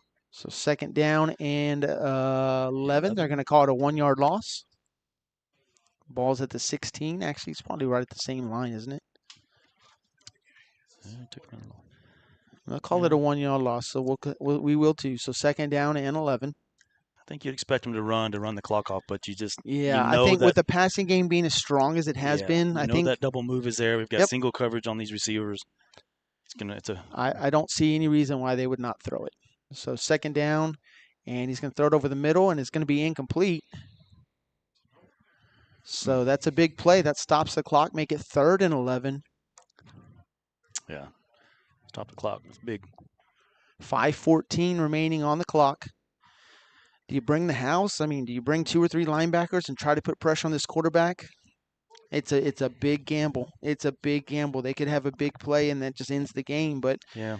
I mean, we got to do something. We've got to find a way to stop them here. They're not going for it on 4th down. No. 3rd down and 11. Find a way. Oh, ball good tip. job. Ooh. Good job by Rudy Alvarado. He got his hands up and deflected that ball. That's a huge play by the defense. That's going to bring up 4th and 11. And with 5:10 remaining in the game, Ingram is going to have to punt. Andrew Tapia was 2 steps from picking that off. What a So close. fantastic job by the defender. You were taught as a defensive lineman to try to get pressure, but if for some reason you can't, get those big paws up there in the air. All right, defense did their job. Good stop. Hey, I would love to see a blocked punt. I betcha. Or how about a Mason Barr return for a That touchdown? would be great, too. He's standing about midfield. Low snap. Gets his foot into it. Get away from it. Get away from it. Get away from it. Get away from it. What are you doing? Come on. I'm about to go down there and tackle you, Cade. Goodness, that ball bounces into you, and that's a game. Have a conversation with the freshman there. Yeah. That's all right. Can't you talk to his mother? Don't you know her? I might. 4:56 remaining in the game. 24-17. The Owls down by 7. They've got the ball just near midfield. The ball's at the 48, and this is probably it, folks. There's a good chance this is the last drive. This is either the drive we're going to be talking about going into next week, or this is going to be the drive we're going to be talking about going into next season. Yes, sir. 4:56 remaining, 24-17. The Owls need to find a way to get a touchdown. A little sloppy on the passing and running game. We've got to find a way to do it now. And Mason is tackled right at midfield, maybe a gain of 2. Dig down deep, offensive line. We've got to make some holes. Just trying to get that first guy to miss. Just not happening right now. There's 5 blockers, 6 blockers for the Owls, and there's 7 or 8 guys in those holes, and it's just we're outmanned right there. We got to find a way, get to the outside, find a passing game, something. Oof. And again, tackled in the backfield, no chance for Mason. Just pushing our offensive line back there, just showing a lot of aggressiveness, and a loss all the way back to the original line of scrimmage. So 3rd down and 10. We've been in 3rd and 9 and 3rd and 10 this whole football game. Clock is going to be inside 4 minutes when this ball is snapped. Down 7. Mason goes in motion. Need positive yards here. A lot of room. Overthrows one receiver and off the hands of another. I don't know if he was looking for number 13 or number 12. It hit number 12 in the hands. That's Nolan Graff. But he wasn't able to come up with it. It was just a little bit behind him. I think Pope got a finger, a hand on that, kind of changed the trajectory of that ball. And I think he was looking for Pope, but that kind of goes back to what we were talking about. The downwind throws can sail on you. If you try to throw them too hard and you don't release them just quite right, they can kind of sail, and that ball looked like it sailed. So with 3:51 and needing 10 yards, the Owls are going to punt again, and that means they're going to have to use their timeouts and find a way to stop Ingram. So 4th and 10. Mason takes the snap, and I think he hit one of the guys in the back. Yep. And it's going to be down at the 29-yard line. Kind of like the same situation over here. We had an Ingram player on top of our guy, but they didn't throw a flag on them. Not sure what was going on. The head official was looking right at him. So unfortunately, we had the win. We had a chance to pin him back, but Mason wasn't able to get it away. There was a little bit of pressure in his face, and I think he hit the up back, who got pushed back into him. And so that punt didn't go for the yardage we were looking for. Ingram needs probably 2 first downs. I think if they get 2 first downs, this game is over. Possibly 1. It really depends how fast we use our timeouts. So 24-17, 3:41 remaining, just to give you try to paint the picture for you. And on first down, they're going to hand it off, and they're going to lose yardage. A.J. Knight back there, so was Liston Blanks. Good pressure on the defensive line. And they're going to lose 4 yards. And not going to use a timeout yet, so 3:30 and counting. And their big running back is out. He's grabbing his shoulder.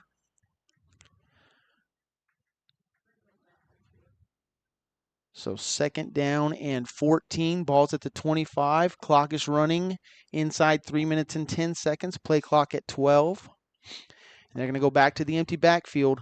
5 receivers. Incomplete pass will stop the clock. A lot of pressure on the quarterback. And he's able to get it away and complete it. It's not going to be a first down. It's not going to be a first down. A lot of pressure by Mason Martinez. A really good throw. The receiver's able to get open. Why? It's not a first down. 3rd and 2. The receiver did go out of bounds. Got the clock Yeah, stopped. clock stops at 2:55. So it's going to bring up 3rd and 2. This is a big play right here. Need the pressure.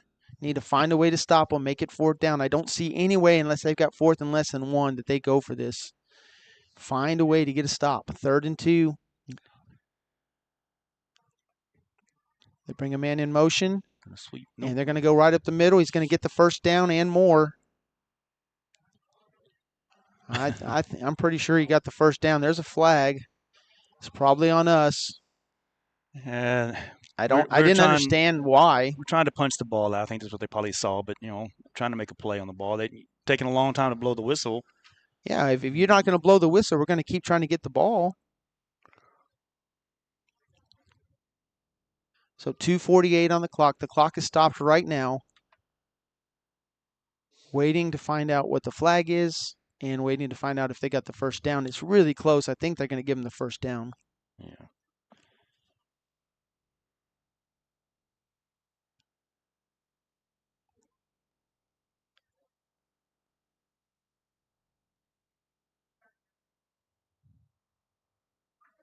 Wow. I don't know about that call. If you're not going to blow your whistle, right. What are they supposed to do? They're trying to make a play on the ball. Late whistle. So 2:48 remaining. We're down 7. They're about to mark 15 yards off against Hondo. It's a 1st down and 10. We have all 3 timeouts. So this is it, folks. We've got to stop them. Yeah, but we've got our timeouts. If they get another first down, we're not going to be able to stop it if we use all our timeouts. So it's the next 3 plays. I mean, honestly, the next 4 plays are going to determine if this season is going to continue or if it's going to be over. So 1st and 10 for Ingram right now. The ball's at the 46. 2:48 on the clock.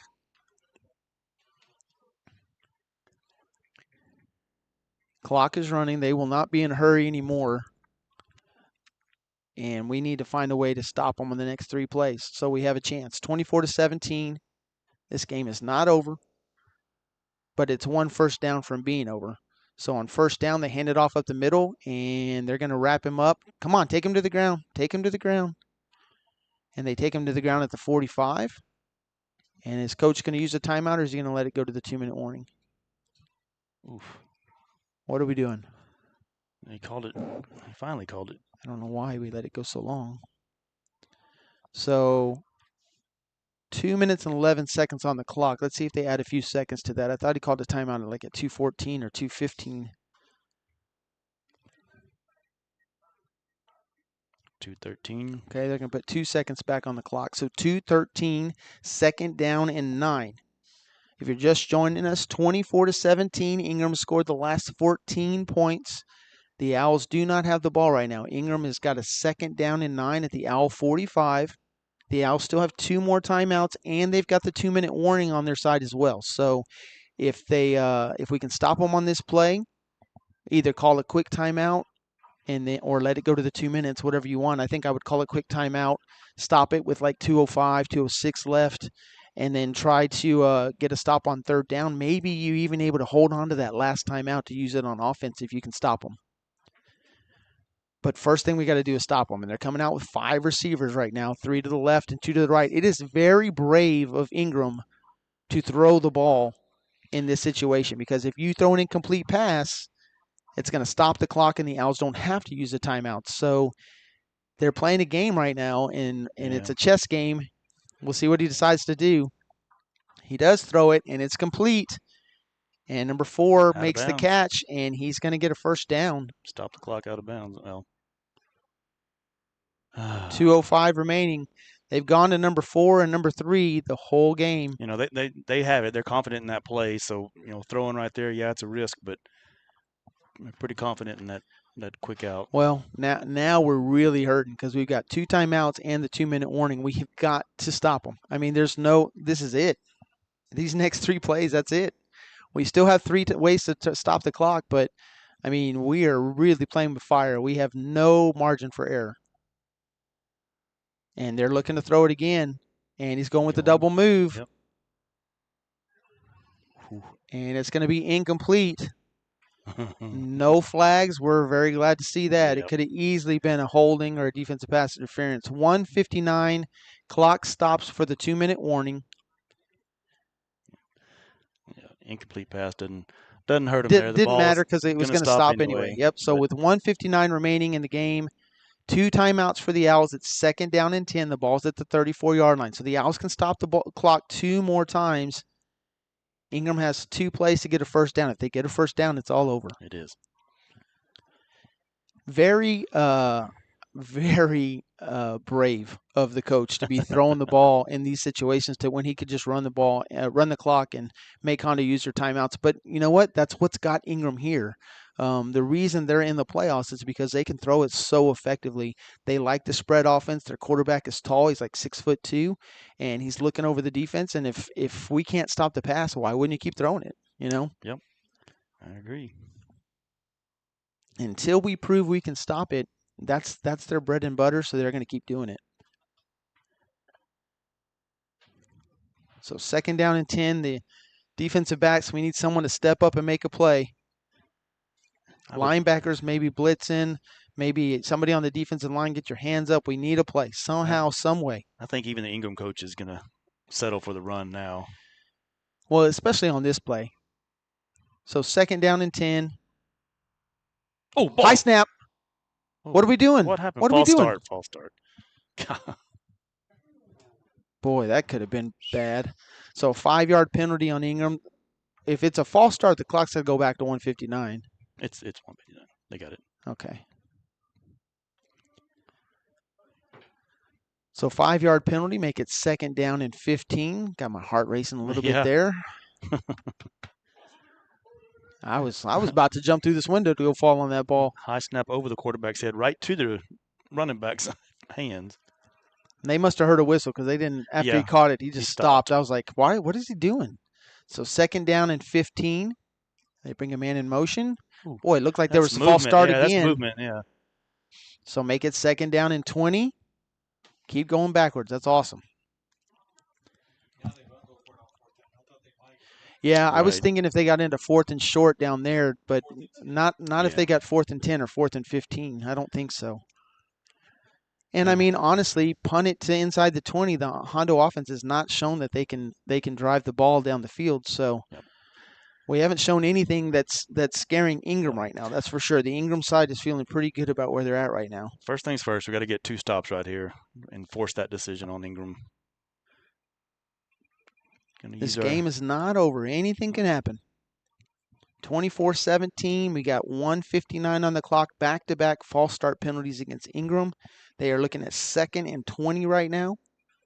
Hondo can stop the clock 2 more times. We got 2 timeouts if we need them. Expecting Ingram to run the ball so that Hondo will have to use their timeouts if they decide to throw it. If they go out of bounds or if they incomplete pass will stop the clock as well. So 2nd down and 20. And they do hand it off. And a good job by Mason Martinez. Well, what in the world? They never blew a whistle. They said he fell on top of him. Yeah. Not calling. 2nd down and 24. Why are we not using a timeout? I'm not sure. What am I missing here? Are we not going to use a timeout on this play? I guess he wants to have his timeouts for the defense. If we can get a hold right here, we can call a timeout, force the punt, and then have 1 timeout. But boy, that is a risky play. That's 30 seconds we're not getting back. So the clock is at 1:22. We've got 10 seconds on the play clock. Hondo still has 2 timeouts. If they try to throw it here, an incomplete pass will stop the clock, and Hondo will have 2 timeouts. They do run it. Find him. Somebody's got to tackle him. Somebody's got to tackle him. Oh, God. He's gone. He's gone. That's a first down, and that's the game. On 3rd down and 22, they run for a first down, and that's the ball game, folks. 1:03. I just don't know about that timeout right there. Really hurt. And so Ingram now can take a knee, and that's going to be the ball game on 3rd down and 22. We got 2 timeouts. We'll use them to force them to snap the ball 3 times, but boy, that is very disappointing. It just all came to the middle, and he The just bounced it the outside. biggest run of the game, the entire game, Ingram hadn't had a run, I don't think, over 10 yards. And they go for 25 on 3rd and 22. And just unfortunate. So 1:03 left on the clock. Ingram is just 3 victory formations away from bringing this game to a close. And unfortunately, it's going to end not the way Hondo was looking for. 24-17 is the score, and that's most likely going to be the final score, but we'll see what happens. They've got to snap it a couple times. It was a valiant effort by the defense. Unfortunately, the offense just never got it going. Yeah, defense spent a lot of time on the field, and they're going to get tired. Defense has played great all year. We know how good they are. We know what they can do, but it doesn't matter. When you're on the field that much, it just makes it so difficult. No, and to only give up 24 points. Our offense has been putting up 40 points a game. Yeah. If we can't put up those points, I mean, what are you going to do? And unfortunately, Ingram did a very good job on defense, and they really stifled the run, and they made the passes very difficult. I think Colton Alvarez had a very difficult time deciding where the openings were because they move around so much. They're just completely – they disguise their defense really well. So everybody's like packed in at the line, and then linebackers are running backwards and safeties are running forward. And I think Colton had a very difficult time figuring out where everybody was going to be. And we had our shots, we had our chances. We missed our tight ends a couple different times over the middle. We dropped multiple passes, and unfortunately, it's just going to come back to bite us at the end. So here on first down, it's the quarterback keeper, and he's going to go down at about the 15-yard line. And there's going to be a timeout. And so second down, 58 seconds remaining on the clock. A little surprised they're running any kind of play like that they could get somebody hurt. Well, and speaking of that, their quarterback looks like he's hurt. Limping off, grabbing his right knee. So second down and 10. Ball's at the 15-yard line. 1 timeout remaining for the Owls, and then Ingram will be able to take a knee. There will be a few seconds remaining. If we use our timeout and then they have to run one more play with a 25-second play clock on 4th down, I mean, technically we could get the ball back with like maybe 15 seconds, but I don't know. We'll see. Let's see. Timeout. Second down and 7. If this play goes to like say 53, we call a timeout. They run another play. It's at 47. 25-second play clock. There's about a 15 to 20-second difference on 4th down. I would think the quarterback's going to take a knee. He's hurting right now. I'm surprised they didn't let him take a knee on the last play. Yeah, it's just going to be a quick handoff to the running back, I guess. We'll see. 58 seconds on the clock. Ooh. And they snap it, and he is going to be tackled right there at the 18. Hondo's going to use their timeout. 3 seconds goes off the clock. So no timeouts remaining for the Owls. Yeah. Yeah, I think they're in field goal range. They're. Do you? I don't know. You're taking a chance on a bad snap, on a block kick. A lot of bad things can happen on a field goal. Plus, if the field goal's missed, we get the ball back where it was kicked from. I don't know. I don't think they will. Into the wind? Because they know what they've done to stop our offense, and Yeah, I think it only takes one play, but we haven't shown pretty good odds. We haven't shown anything that makes them think that we could get the ball down the field in 82 yards in 50 seconds or even 20 seconds.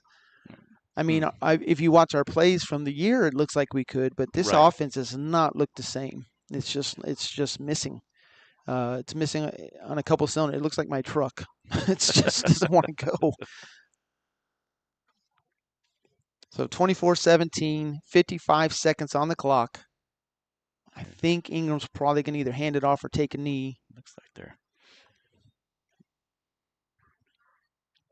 No way to stop the clock now for the Owls, and they're going to go ahead and run a wildcat, and he stays on his feet and goes all the way down to the 12-yard line before he's finally brought down.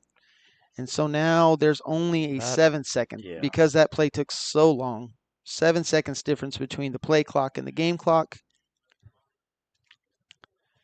I would take the 5-yard penalty, run another play, then maybe 1 second left. This may be a run around and run the clock out kind of. kind of thing. Yeah, and just run Yeah, back, forth, back, forth, back, forth, back, forth. yeah. Just take. They can run. They can run all the way out if they want to. Yeah, they sure can. I'm sure they won't have their quarterback in there doing it, though. He looked No. like he couldn't run right now. So the game clock is at 8 seconds, and Ingram called a timeout. 24-17 is your score. I don't think they're going to go for a field goal here. I just think they're going to try to run this clock out, maybe just throw it up in the air.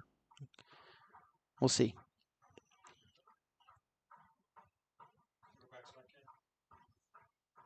Yep.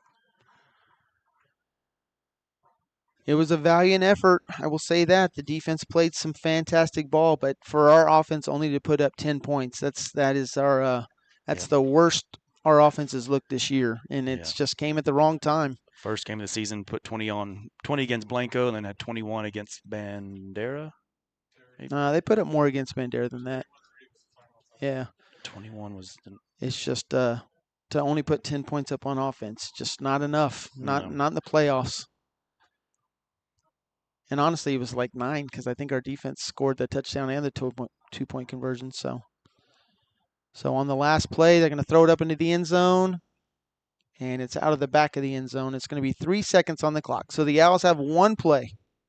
So you're saying there's a chance? I'm saying there is a very small chance, yes. It's downwind. We need 7 points. They're running 3 guys 50 yards down the field. I don't blame them. Don't blame them. I would have more than that back. I would have had 5 guys lined up about 15 yards off the line, too, when we had a 3rd and 27, but we weren't able to stop it. They've got 3 guys up on the line. They got 5 guys 25 yards down the field hit the 40, and another 3 guys. I like that defense. Yeah, that is prevent at its best right there. No doubt. So the Owls are going to come out and see what they can do. We've got 3 seconds. It's one play. Unless there's a defensive penalty, this will be the last play of the ball game.